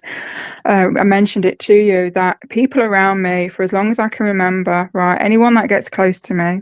Well, first of all, we spoke about this as well. People like me and Olivia, we're not very clicky with people. It's not because we're picky or because we're choosy, but it's kind of our experiences have made us that way. Sorry if I feel like I'm speaking for you, but Oh, no, you're fine. um, for me, it's like, you know, naturally, ever since I was a kid, I was, the outcast, right? I was the eccentric, I was the weirdo, I was the quiet one, you're weird. Or, you talk about things that, normal people don't talk about, right? And they look at you and think you're delusional or schizophrenic and, all that. And so that alone, I always found it difficult to fit in. But then eventually, when I realised, much later on who I was, I'm an asset, that I'm in these programs, I have these memories, these experiences, I thought, great, and then I realised there's actually, because at the time when this is going on, it's lonely. You don't believe or you don't think that anyone else is going through the same as you because your friends, your peers, people in the family are not talking about these things you're going through, right? So you feel like you're the only one that's going through it, and it's scary. So then, when you come into those revelations and you start piecing the puzzles and realizing who you are, and you can put names to groups and people that's taken you, right? Not through reading books, but for me, it's literally through my alters telling me, my higher self, my true off-world form telling me, the synchronicity telling me, the visions, the dreams, the premonitions, the experiences, the patterns, the pattern recognition, the spiritual awakening. We soon connect the dots, don't we? This is how it's been for us. And then, of course, then you come into information that confirms and validates your experiences. And then blow me down. You just do a little YouTube search, I don't know, military abductions, right? Or on Facebook. And then all of a sudden, there's a whole world you didn't even know that existed. And there's these things called My Labs that have gone through exactly what you've gone through. So, you find your people, right? And you think, oh, amazing. They're going to accept me, they're going to understand me. And sometimes there's been moments of those types of encounters, and then usually they go distant, they go cold, they go weird, they switch up on me, right? They attack me, they feel threatened by me, sometimes even jealous. I'm not that. Betrayal. Remember what we talked. The betrayal. This is why I want to talk about it. Yes, it's been constant. So betrayal from a kid, from my own siblings, from my own families, from my own partners, from my own children, from my own friends, from everyone, everywhere. It has been constant. Now, I just want to mention as well, that people, the world doesn't evolve around Charlie. People ghost people because they're going through things, because they're going through their own spiritual awakening. They're going through their own revelations, right? They need time to adjust, to understand and soak in what's going on, right? We're all going through it. But when it's just regular people, and sometimes over My Labs, when they switch up on you and they go from friendly to all of a sudden they're showing character traits that contradicts their usual nature, and perhaps that's because something's influencing them, or because they've been wearing masks all along, right? Pretending to have your best interests at heart when really they didn't. They were just whatever. Could be a number of Or reasons. they're just assholes. Or there's that as well. Or they're just plain and simple assholes as well. There's not always because of something outside of themselves. Yeah, and I get it. Everyone has an asshole day, but sometimes people are just assholes. Yeah. But yeah, no, that's been my theme. Whenever someone gets close to me, they'll, I know we could be talking every day in the platonic sense, right? Mhm. Nothing weird. I'm not acting weird. I'm just being me, right? What you see is what you get. I'm generally a nice person. I'm friendly. Come across as naive, but when people get the wrath of me, they realise that, oh shit, she's got this other side. But, naturally, I like a peaceful, drama-free life, but I have got my shadow side that will come out. Olivia can relate. That will come out and protect ourselves, right? And so, but, people just, when you're talking every day and then they just ghost you, they just disappear, they go weird, and never to see them again. So that happens a lot. I just think that's weird. There And is if you notice it, I think it is weird. If you notice that it's weird, then it probably is weird. Yeah, because what I feel intuitively, I feel that, they want to keep us divided, don't they? And they know powers and numbers, and they know that we are here, right? Whether you want to call yourself an envoy, a starseed, a light worker, or whatever you want to call yourself, whatever you identify with, and they just powers and numbers. They know that we know who we are. They know that there's more of us, and they know that eventually we're going to gravitate towards each other, just like I gravitated towards certain people. And I said to them, look, I feel like I've known you forever, yet I don't know you. I feel you're familiar. And it wouldn't surprise me if we've been in the programs together, right? And then they come forward later on and say, I just had this memory, real-time memory. You was there, Charlie, and we were taken and we got interrogated. And this has been constant with people. And, and of course, they're going through things as well. And there's reasons why they kind of go off the radar. Like I say, sometimes it's personal things for themselves, not because of me. But yeah, it seems like a part in the mix of that as well. Again, they've got to keep us divided. They'll mess with their dreams, right? And I think this is important. So they'll mess with your dreams, and let's say you're close with someone, and then they'll give you a false dream experience or a simulated dream experience, and then you, because of the, with a particular person that you're becoming close with, and it's a negative experience, and because of that, then you're wary of these people, and so that can cause us to distance ourselves when these people are actually genuine. They're lovely. I'll give you a perfect example. So it was around the time I was seeing, it was basically a reptilian, right? It was like a fourth dimensional reptilian, and he appeared in his shadow form, but he was reptilian through and through and through. I've seen them in all shapes and sizes and in different ways. Well, this was in the home. My daughter spotted it first. She'd have a shower and she'd feel someone looking, and then she would look and she would see this tall black, and it wasn't even like a shadow being, it was a solid figure and staring at her, and it got caught, and so it literally just so quick, just literally ran. I wouldn't even say ran, it just poof went through a bedroom door. She told me this, and even though, obviously I've gone through and experienced a lot of things like we all have, I'm still have that level of skepticism. I still gaslight myself, I still question myself in my We all experiences. do. I We do all too. do. Yeah, I we think do. but I think that's good for us because we're gonna be our own worst critic, and, Yeah, we have new memories. It's better yeah. for you to internally process it yourself. I Mm, usually do before I tell people, I'll process it and be like, "Yep, this is real. I've remote mm, viewed it. It is what it is," mm, that kinda thing. So, I yeah. think it's normal to do that. I think so, yeah. I think so, and I think it's them as well. I feel it's them in the mix because they don't want us to believe in our experiences, because if That we don't too, believe in that our too. experiences, we're not gonna share them. We're gonna be scared to share them because we're gonna be worried that people are gonna think we're crazy, we're delusional. So I do sense heavily that there is that. So I don't always believe it's this or that. It's complex. There's a lot of things at And play. that's a real fear because people Yeah, really do say that. yeah, They do say we're crazy, they do yeah. say that, we're making things up, that it's just We're in our unwell, we're mind. mentally ill, it's imagination, Don't it's they think we dream. wish Yeah, it was just in our mind? Don't I wish this was just in our minds and this never same. happened to us. Yeah, Then we could same. have normal lives like everybody else, and it's just not the case. Yeah, I wouldn't wish it on anyone. No, It's so debilitating, it's so isolating, it's so lonely, it's miserable.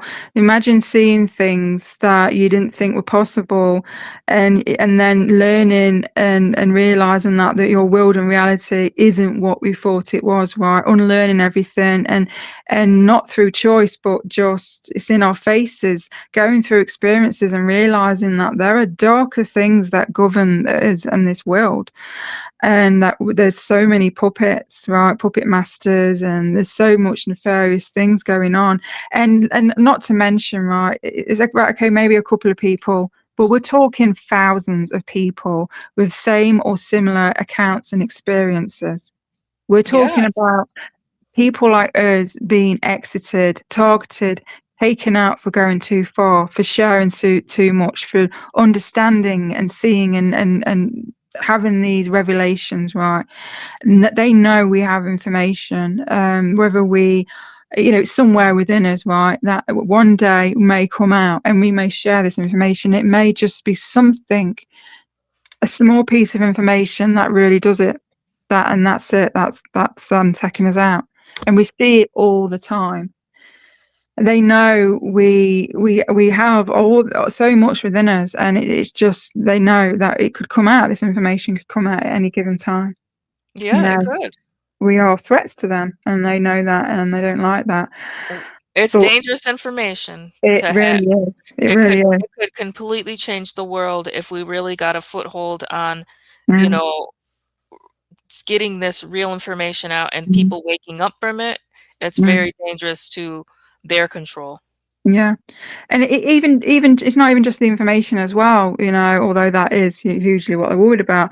But it's just even us sharing our wisdom, our experiences, just that alone, that is literally just helping people think outside the box and thinking, hang on a minute, what happens if what she's saying is true? Or, especially when it Yes. confirms and validates What their if? experiences. What if we start making people start questioning reality? Just that alone, they don't want. They want to keep us all 'Cause there's small. possibilities. What if, just think about Yeah. the possibility that what we're saying, there might be a bit of truth to it. Then what if for the normal person? What if Yeah. then? What would your world be like? What would your, just what Mm, your mind and your thoughts would be like if you knew that some of us were mm, kidnapped as children, mm. tortured beyond extreme to bring out abilities to help, military and governments stay in power?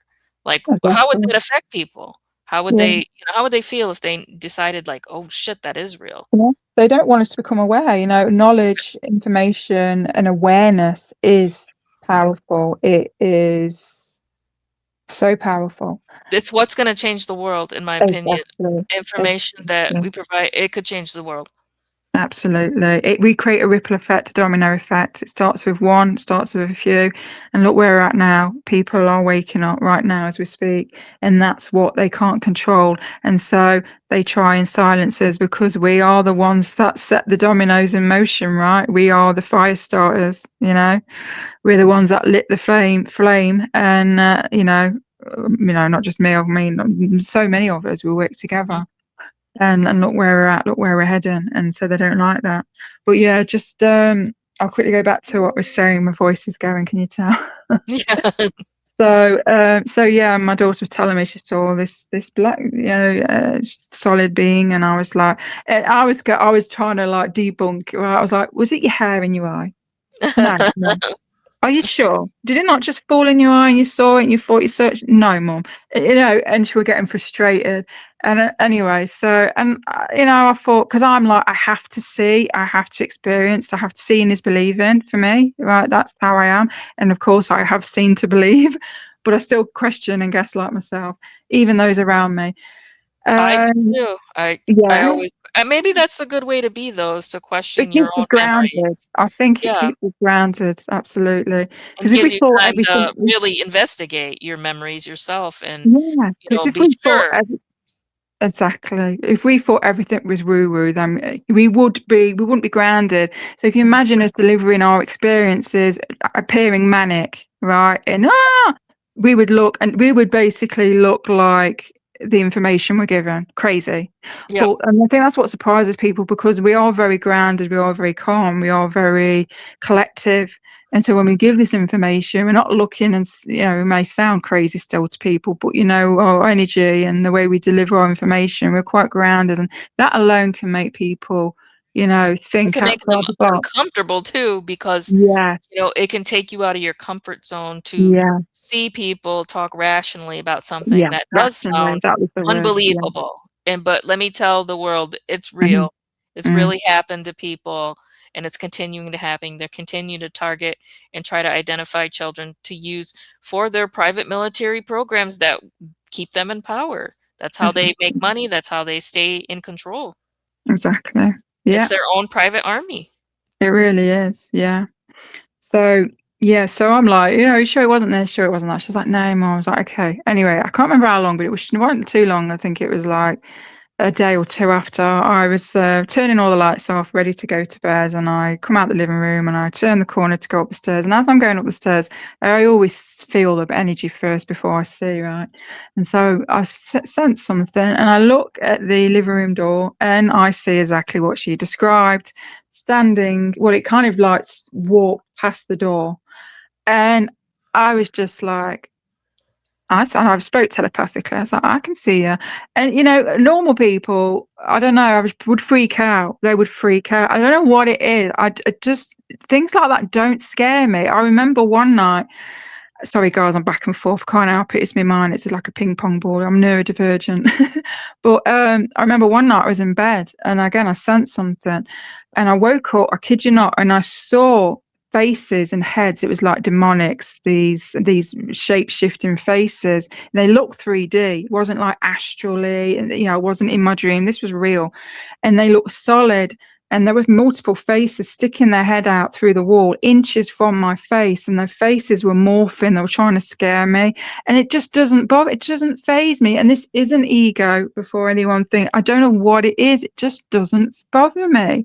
I think what it is, I think it's because when you've been through so much and you've been through Yeah. like real scary things, and I think when you break it down, it's just energy, right? It's just changing its form. It's just trying to scare you. When you understand that, it kind of takes the fear away. And I remember remember seeing it, and I just remember in my head thinking, I'm exhausted. I don't care what you're trying to do, but it's not going to work. And I just rolled over and ignored them. And it was like you can feel it pissing them off. So that it makes them curious. Why is she not scared? What, you know what I mean? And It's that's the like, best way to deal with it, is just to turn your yeah, head to it like, "Oh, no, thank you, not right now. yeah, Maybe another yeah. time." So it's just weird, and it's hard for people to wrap their heads around. And as I guess that alone would probably make people think, "Oh, she's bullshit." And if anyone saw that, they'd Yeah. be terrified. But I generally am not. And again, being in And the you get programs, used we've to it seen the too. supernatural, we've seen the paranormal, we've seen the reptilian shapeshifters, we've seen it all. Not to mention, we're not new to this. Before coming to Earth, we knew all this was real. We've seen all this. This is our normal. So, Yeah. I just want to put that in there as well. So it is hard for the average person to comprehend and accept that. But anyway, yeah, so I saw it at the stairs. I went up, I ignored it, went upstairs. And then the third time I saw it, of all places, I'm sat on the toilet with the bathroom door open. Again, in front of me is my bedroom door. When I look and I see it again, and it is solid and it is black as black and it is taller than my door frame. Our doors are like, what, 6 foot tall, and it was taller than that. And it was peeking. Half of its body was behind the door and half of it was out. And you couldn't see features, but I knew it was reptilian because I'm very familiar with their energy. And as a sensitive, you just know, right? Just the same as when you're around a stranger and they've got good energy or bad energy. If they're a good person, they're a bad energy, a bad person. You just feel this. Everything has its own resonance. It has its own feeling. And so I'm very familiar with their energy. And I just sat there. I was on the toilet. I was like, oh my God. Anyway, I'm going to speed it up because we'll have to, come to an end because my voice is going. And then I was seeing 3 times in a row, I saw a huge ass portal on my bedroom wall. And it turns out in every home I've lived in, there's been a portal, which if you're an asset, that's one of the ways to take us, right? Through the Yep. portal. Mhm. And so it has to be there. And so this portal's open. So of course anything can come through. Spirits, ghosts, extraterrestrials, military, they've got technology to come through, manipulate time, freeze time, open portals, take you physically, take your astral body, yank your astral body out of your physical body, you name it, they've done it. But so I saw, this portal 3 times in a row, and it always sits in threes as well. And then I kept seeing these AI astral spiders. Not just me, my daughter. My daughter was in bed one time because we watched a movie. She fell asleep. We woke up in the middle of the night at the same time, which was strange. And I said to her, because she was looking at the spider, I said, "You can see it, can't you?" Bearing in mind, I never mentioned anything to her. I don't want to scare the kid, but I said, "You can see it, can't you?" And she went, "Yeah." I Oh, said, no. "What is it?" She says, "It's a spider." And so she's seen it as well with me. So there's these AI astral spiders. They're not in the home anymore. And if I didn't see them, I'd hear them scurrying, and they'd knock the blinds. The blinds would move. Oh, I've got chills thinking about it. They do creep me out. But what they do is they take your energy. Apparently, according to information I've come across, there are positive ones, there are negative ones. So the AI astral spiders they're from these groups, right? Those that take us. Mhm. And so they use them to monitor us, spy us, take our energy, or just my neighbours are arguing. Sorry about the background noise. Or they use them. They manipulate our dreams. And so I'd often used to wake up and I see them inches away from me, and they can be like, they look like typical AI robotic. They can look very colourful, see-through, sometimes solid. They come in different shapes, and they're usually not seen, right? So when you see them, and they always come from the corner as well of the room, and when you see them and you see them move, but the moment they know that you've spotted them, they're still. It's almost like you can imagine them thinking, "Oh shit, she can see us." Yeah. They'll either run back into the corner or they'll just dissipate. They'll just fade out. But anyway, so all these things were going on. They're targeting the attack, seeing weird anomalies. It was just weird things going on. Nothing out of the ordinary for me. But I'll go through months, even years sometimes, and I'll have no experiences. But then when they happen, it's like it all happens at once. It's so weird.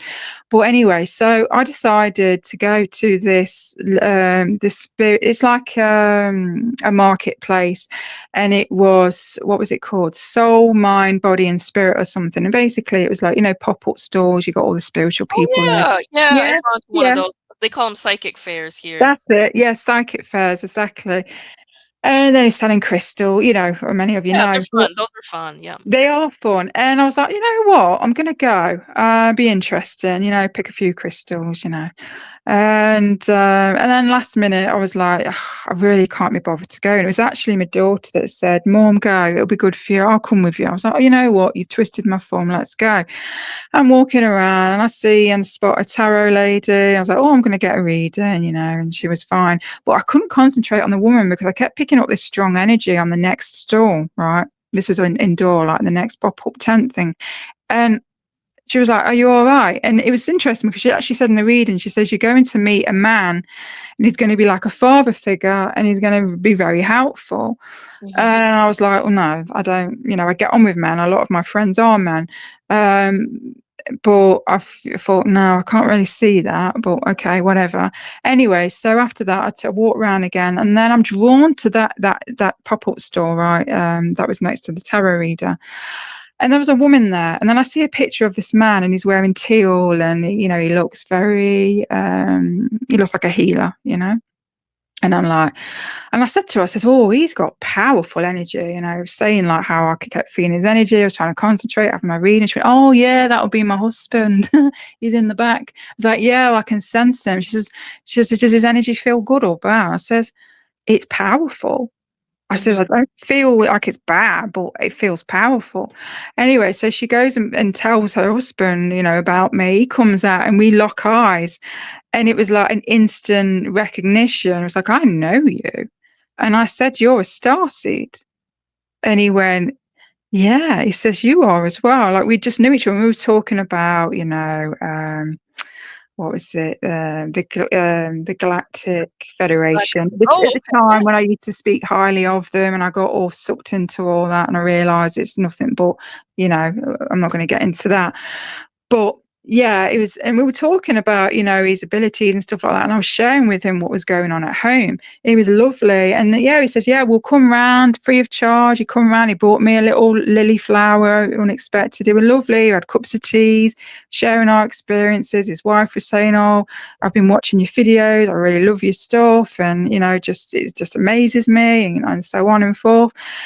Anyway, so he clears my energy. He removes anything that's on me because there was a few things on me that he removed because I've got a portal. I don't know if it's still there, but apparently on my left side hip, which I do not now, but at the time I was getting a lot of issues.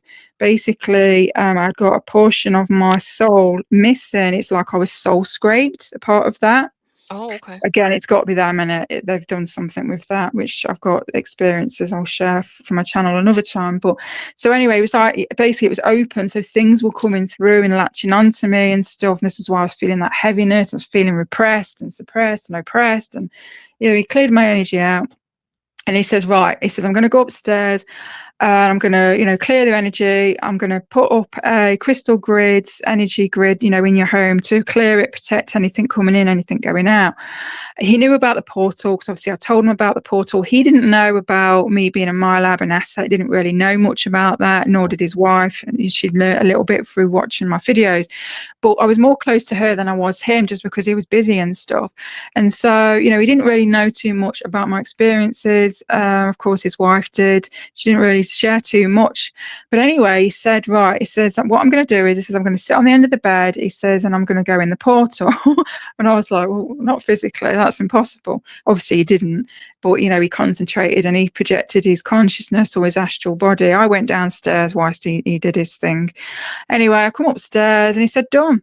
I said, oh my God, what happened? Tell me everything. Right, I can imagine I'm curious. Tell me everything. He says, yeah. He says, I sat there. He says, and I saw the portal that you mentioned. He says, it was huge. He says, and I saw through the other end concrete steps.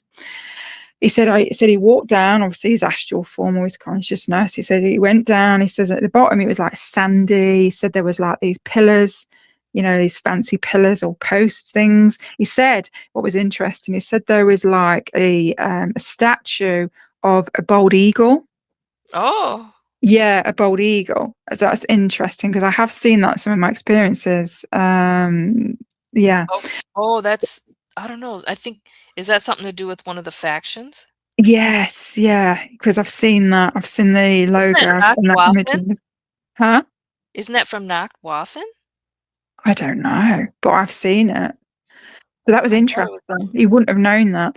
And then anyway, he said to the left, he said he saw a reptilian or a Draco. He said, and to the right, or the other way around, I can't remember. Basically, there was a Draco on one side, and there was a Palladian on the other, a man, and they were facing, each other. He said he basically went in there and he was saying about the contracts that I have, right, for obviously being an asset.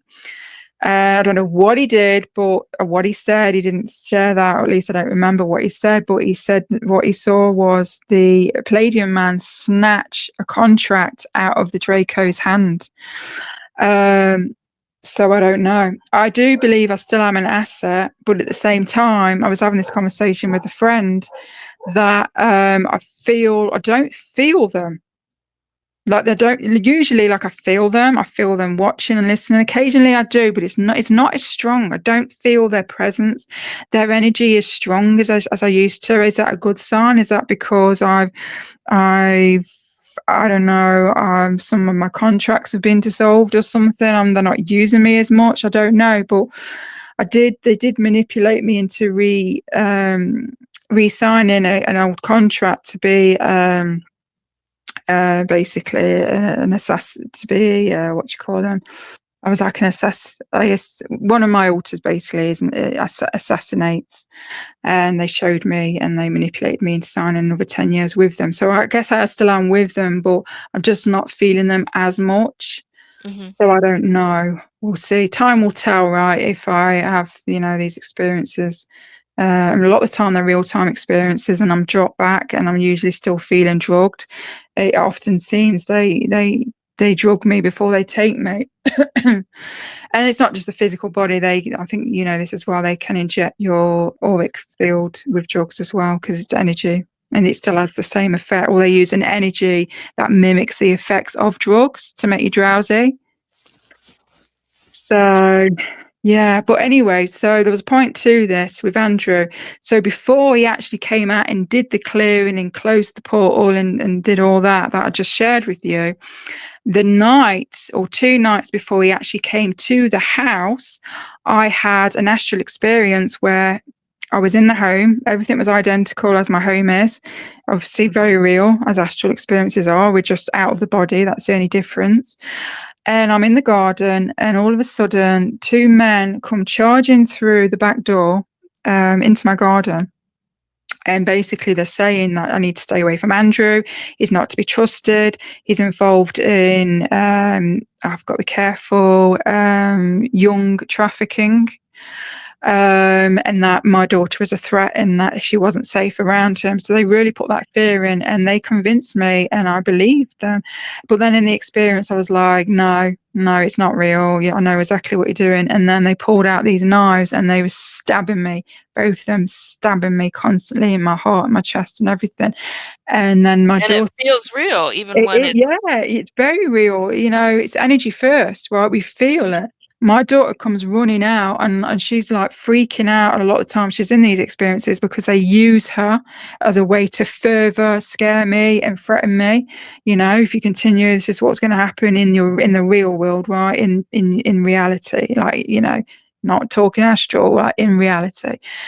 And I said to her in this experience, stay away, run, just run. Because I sensed that was it. They were chasing her because they were going to take her and snatch her away from me. She ran, but from the pain of them stabbing me, it woke me up. And this is, I don't know if this happened to you, but when I'm on mission, when I'm on these, given these tasks, right? If I'm injured in these experiences, that's when I quickly come back to my body, and that's what's woken me up. It's the pain. And I had an experience once where the pain was so severe in my hand because I got shot in my hand in one of my missions. And immediately it was like I was catapulted back into my body and I had this excruciating pain in my hand. And I went to the doctors. Of course, they couldn't know. I didn't tell them what it was, but they're like, oh, and they basically said I'd got carpal tunnel. And I went home that day wearing a frigging brace, carpal tunnel bracing wrap around my hand. And these pains can linger for ages. You know, it's like getting injured. You know, like my daughter protecting me gets injured, and then she comes back from experience and she's having severe nosebleeds. Someone who doesn't suffer with nosebleeds, it's timing. You know, it's Yes. always parallel. It's always timing. So the reason why they did that, of course, many of you probably figured that out now. They were trying to scare me. They didn't want this man to come into my home to help me, a fellow light worker or starseed. Didn't want him to come in and help me, and so they wanted to put fear into me. I remember, you know, telling him the experience, and he went, "Oh my God, that's terrifying. I'm so sorry, Charlie." And even he said, "That's them trying to keep you away from, keep me or you away from me." But it didn't work, and I said no, and it was, and and they did get me because I was so convinced that he's not to be trusted. He's Mhm. involved in this young trafficking. My daughter's at risk. That's how much they can mess with you to the point where you believe it. And I was fighting it, and I was like, no, it's not real. I know what they're doing. And so I ignored it, and he came out anyway, and he did all that, and he helped me. So again, is this part of Project Oblivion as well? I don't know, but it just seems whenever people that are good for me, that are meant to come into my life, right, to help me, to trigger something within me, to heal me, because when we can do that with one another, and they don't want us to come together, and so they play these tactics. They do this all the time, and unfortunately a lot of the time they win. And I believe in these dreams, I believe in these astral experiences, I believe in this paranoia that I'm all of a sudden having about someone when there's no logical, physical, rational reasons to feel paranoid about a person, yet the Yes. feeling is so strong in the mind that you believe it to the point where you just stay well away. They do that as And well. I think if you notice it, then there's something to it. You know what I mean? If Yeah, you question it yourself, yeah. definitely you're the expert on your own life, you know? Yeah, absolutely. So, yeah, I want to share that because that's just a perfect example of the types of ways that they can mess. Again, it's a way to keep us divided, isolated, lonely. It's a way to stop people that are meant to cross our paths, right? Souls that we perhaps agreed with each other before incarnating with the same mission. You know, at this predetermined time, at this time in your life, I will enter your life and I will be a friend. I will be, you know, someone that comes in briefly to give you a message, to activate something within you or to trigger memories. They don't want that. So, you know, I get that a lot. And my voice really is going, guys. So, is there anything that you want to share before we go? Is there perhaps something similar or another Oh, yeah, experience? of course, I have, have had recently too, just people that I thought I could trust, and it Yeah. was just totally turned their back on you, or and you know what? I just needed to process and be like, "That's just." I understand that, people are people, but at the same time, I think there's an extra hand and Mm, influence on some yeah, of the experiences. So, I just think people should, absolutely. try to just stay aware, stay strong, keep your eyes peeled, making sure you're Mhm. on alert of things that might, you know, Mm, coming to you particularly, and just to, the best thing to fight back is to, have conversations like this so other people know, in my opinion, is to tell yeah. people about it, write it down, make a post about it, just so, you're, acknowledging it, and you're letting the world, quote, quote, the world know that you know what's going Mhm. on, you know? Mm. Absolutely. I think it's important and it really does help because, you know, these people that are perhaps might relate to some of the things that you've spoken about, I've spoken about and shared, probably just think it's imagination, it's just paranoia. It's not, it Mhm. really isn't. Trust in that if you're, you know, calm and you're not erratic and there's no reason for you to have these thoughts and feelings out of the blue like that, you're being messed with, you're being manipulated. And it isn't to fearmonger, it's just, you know, just protect your energy as best as you can, Yes. set intentions and tell them, no, I do not consent. You do not have permission to mess with me and clear your energy, protect your energy, do whatever it is you need to do to keep on top of that. And I know it's hard because I don't always keep on top of it. Sometimes I get bored, I'll be honest. I think it pisses them off because I'm not really scared a lot of the time. But don't get me wrong, I'm not. It's, I'm not cocky because they've got me on my arse a few times, and they do that. It's like you're being cocky. If you want to play, It's like, then they give you, like, a false sense of security, like, yeah, something it'll go quiet for a while, yeah, nothing happens, you're like, "Oh, they're gone, they're never gonna mess with yeah, you again," yeah, and then they hit you again, and you're like, yeah. We're "Oh." here. Yeah, Yeah, it's like a it's a false bit. sense of It's security, yes. exactly. I mean, it's like I've shared it before. Things are quiet, and I was like, sat on my bed one day. I was like, I want to move. I need to move. I'm fed up. I need a new energy. I need a new space. I need a change. And then V2K, a man's voice, very bold, very threatening. Uh, you can run, but you can't hide. I know that's Yeah, very, yeah, you hear that a lot, don't you? That phrase, but that's exactly exactly what like they that, said. yep. And it reminded me, like, we're still here. We still know what you're thinking. We know what you're feeling.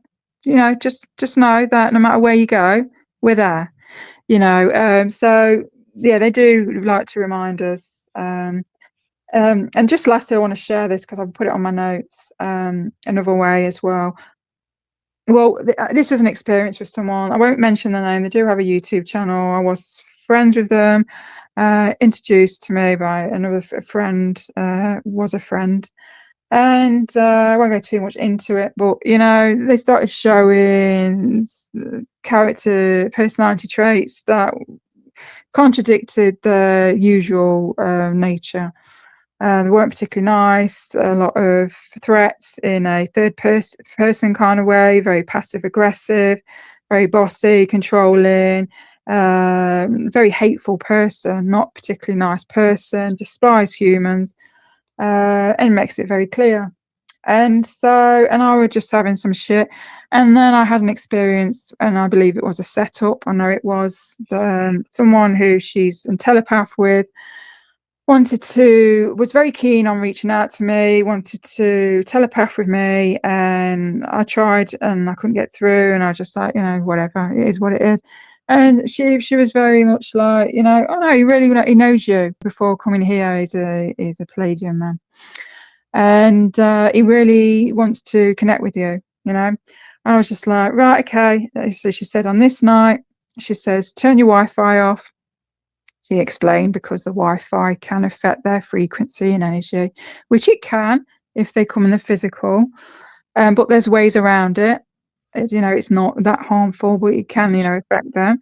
But it didn't make sense. At the time, I didn't realise, and I thought, well, it was going to telepath with me. The energy is not going to mess with a being that's going to telepath with me. And I know this because I've telepathed before in the past, and it's never been an issue. Yet this person is around technology, and telepaths while she's talking about things on her channel. But anyway, it just didn't click. So, and of course, no Wi-Fi meant my cameras in my room wouldn't work. Again, it didn't click. I just believed what she was saying. Perhaps she believed it, but it just still didn't make sense. Anyway, that night I was meant to, I went to sleep, and then I was snatched out of my room, and I was in a facility. It was definitely underground, and again, I was in like this narrow hallway. I was drugged. That was it.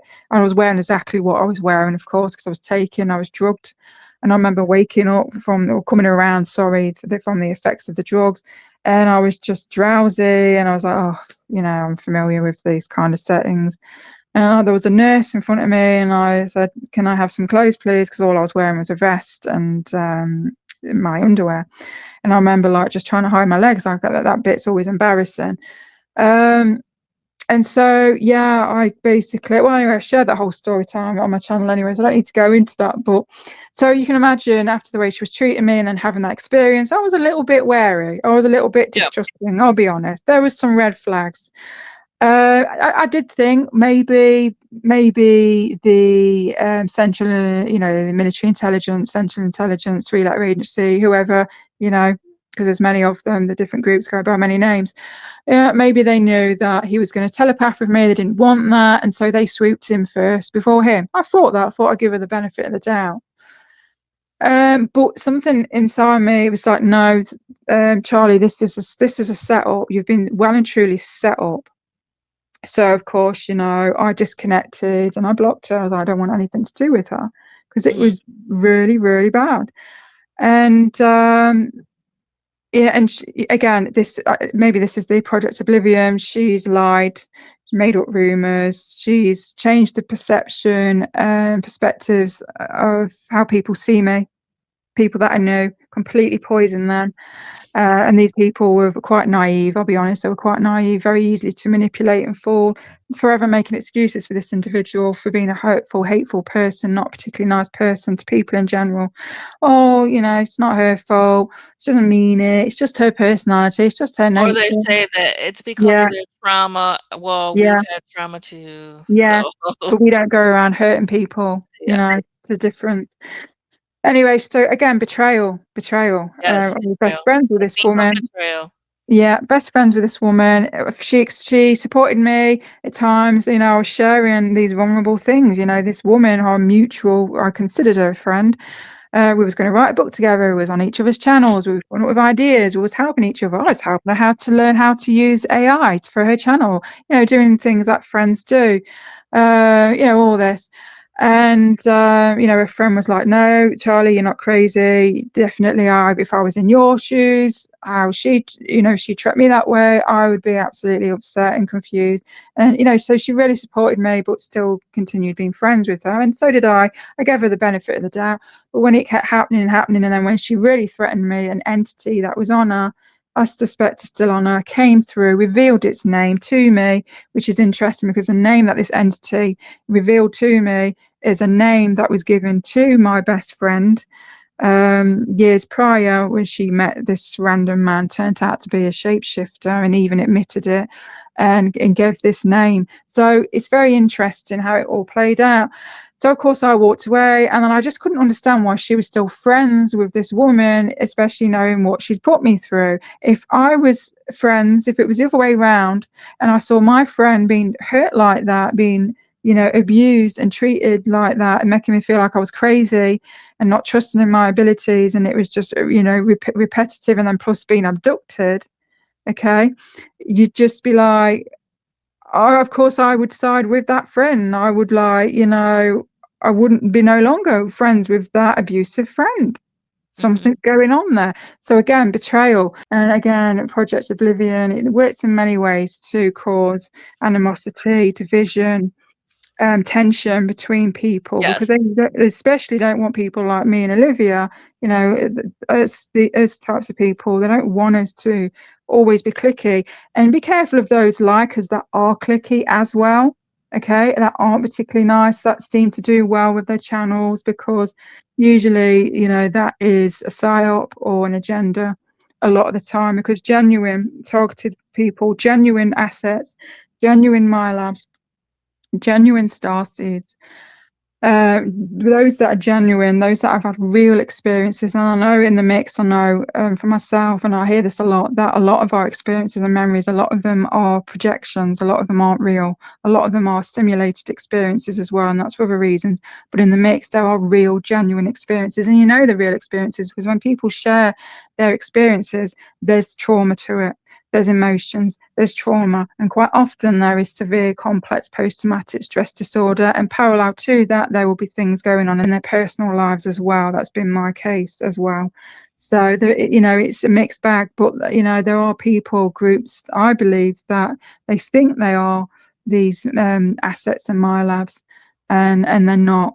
And the reason why that's happening is because it's to compromise us, the real ones, right? The ones that are having real experiences. To pay Yeah. attention to assets that seem to know a lot of information, a lot of intel, and giving that, and yet they're untouched. They're unaffected. They're able to write books without getting interfered with. I can imagine as you, Olivia, did you have issues writing your books? Usually, I get it after it comes out, like, I'll get a Yeah, little bit of targeting after it yeah, comes out, because while I'm doing it, I'm pretty much focused, and then once it comes out, it's like, hmm, then I start to get it, like, yeah. depending. Mhm. Same with me with videos, either prior or after. So again, any way we get information out, whether that's books, through our channels, we're going to get affected. Now, these people are unaffected. The channels are growing. They're popular. They're everything seems to go fine. You know, there's not much trouble. There's not much targeting. There's not much health issues and things like that. So you just want to be careful of these people because these are being protected. They're being used. And I know we're all being used. You know, obviously I'm a my lab, I'm an asset, but I'm being used out of my control when they trigger my alters, when they put me in these clones, when they memory write me, when they control my emotions and stuff like that. I'm not in control of that. I am not, what you see now and what you hear, this is me, this is the real me. I guess all our alters feel like we're the original, but Yeah, they do. uh, we generally do. But because we all are the original of the body, of the consciousness. But anyway, I'm not going to go down that avenue. But yeah, so yeah, just be careful, with who you listen to, who you follow, who you support. Use your discernment. Um, and that will tell you a lot about a person, their information and their experiences. You know, a lot of people, they sit there and they laugh and giggle and they romanticize and glorify their experiences and they think it's cool being an asset. Yeah, don't get me wrong, we like to mess around with AI and create cool images, but and that's just really to get our channel noticed, get it out there, and AI is there, so why not, use it, utilize it. A lot of the time people, there's not that fear, there's not that trauma attached. They just seem unfazed. And I don't know about you guys, I don't know about you, Olivia, but I'm a little bit wary about people like that. But I just want to mention as well, a lot of the time, I just want to say on the other end that assets can go through a large, substantial amount of abuse and they can become cold, numb, detached, and distant. And so, people could see that and think, oh, they're not real because there's no emotion. No, that's them protecting themselves. There is that as Yes. well. Yeah. So Mhm. it's very complex. It is hard to know who you can and can't trust, but you just feel into their energy and you'll know. But anyway, I've rambled on enough. Is there any last words you want to share, Olivia, before I Um, no, just that you can find me, on Substack too. I put writings out, and it's all free over there. yeah, If you wanna check some writings out that I've done in the past year or so, you're welcome to um, go and check that out. yeah. And if you're up for it, I'll have you on again in the Sure. future. Yeah, And sounds good. and if you want, shall we do something different and share our Yeah, paranormal experiences? yeah, that'd be fun. Yeah, Yeah. sounds good. Okay. Yeah, I can't wait. Well, thank you for coming on. I Alright, thank really do you. appreciate it. And I look forward to having you on again. Look after yourself and yeah, and anyone who's listened. If it's helped you in any way, if you enjoyed this, please support me and my channel. You know what to do, guys. And I'll speak to you all in a new upload. Take care, guys. Thank you. Bye.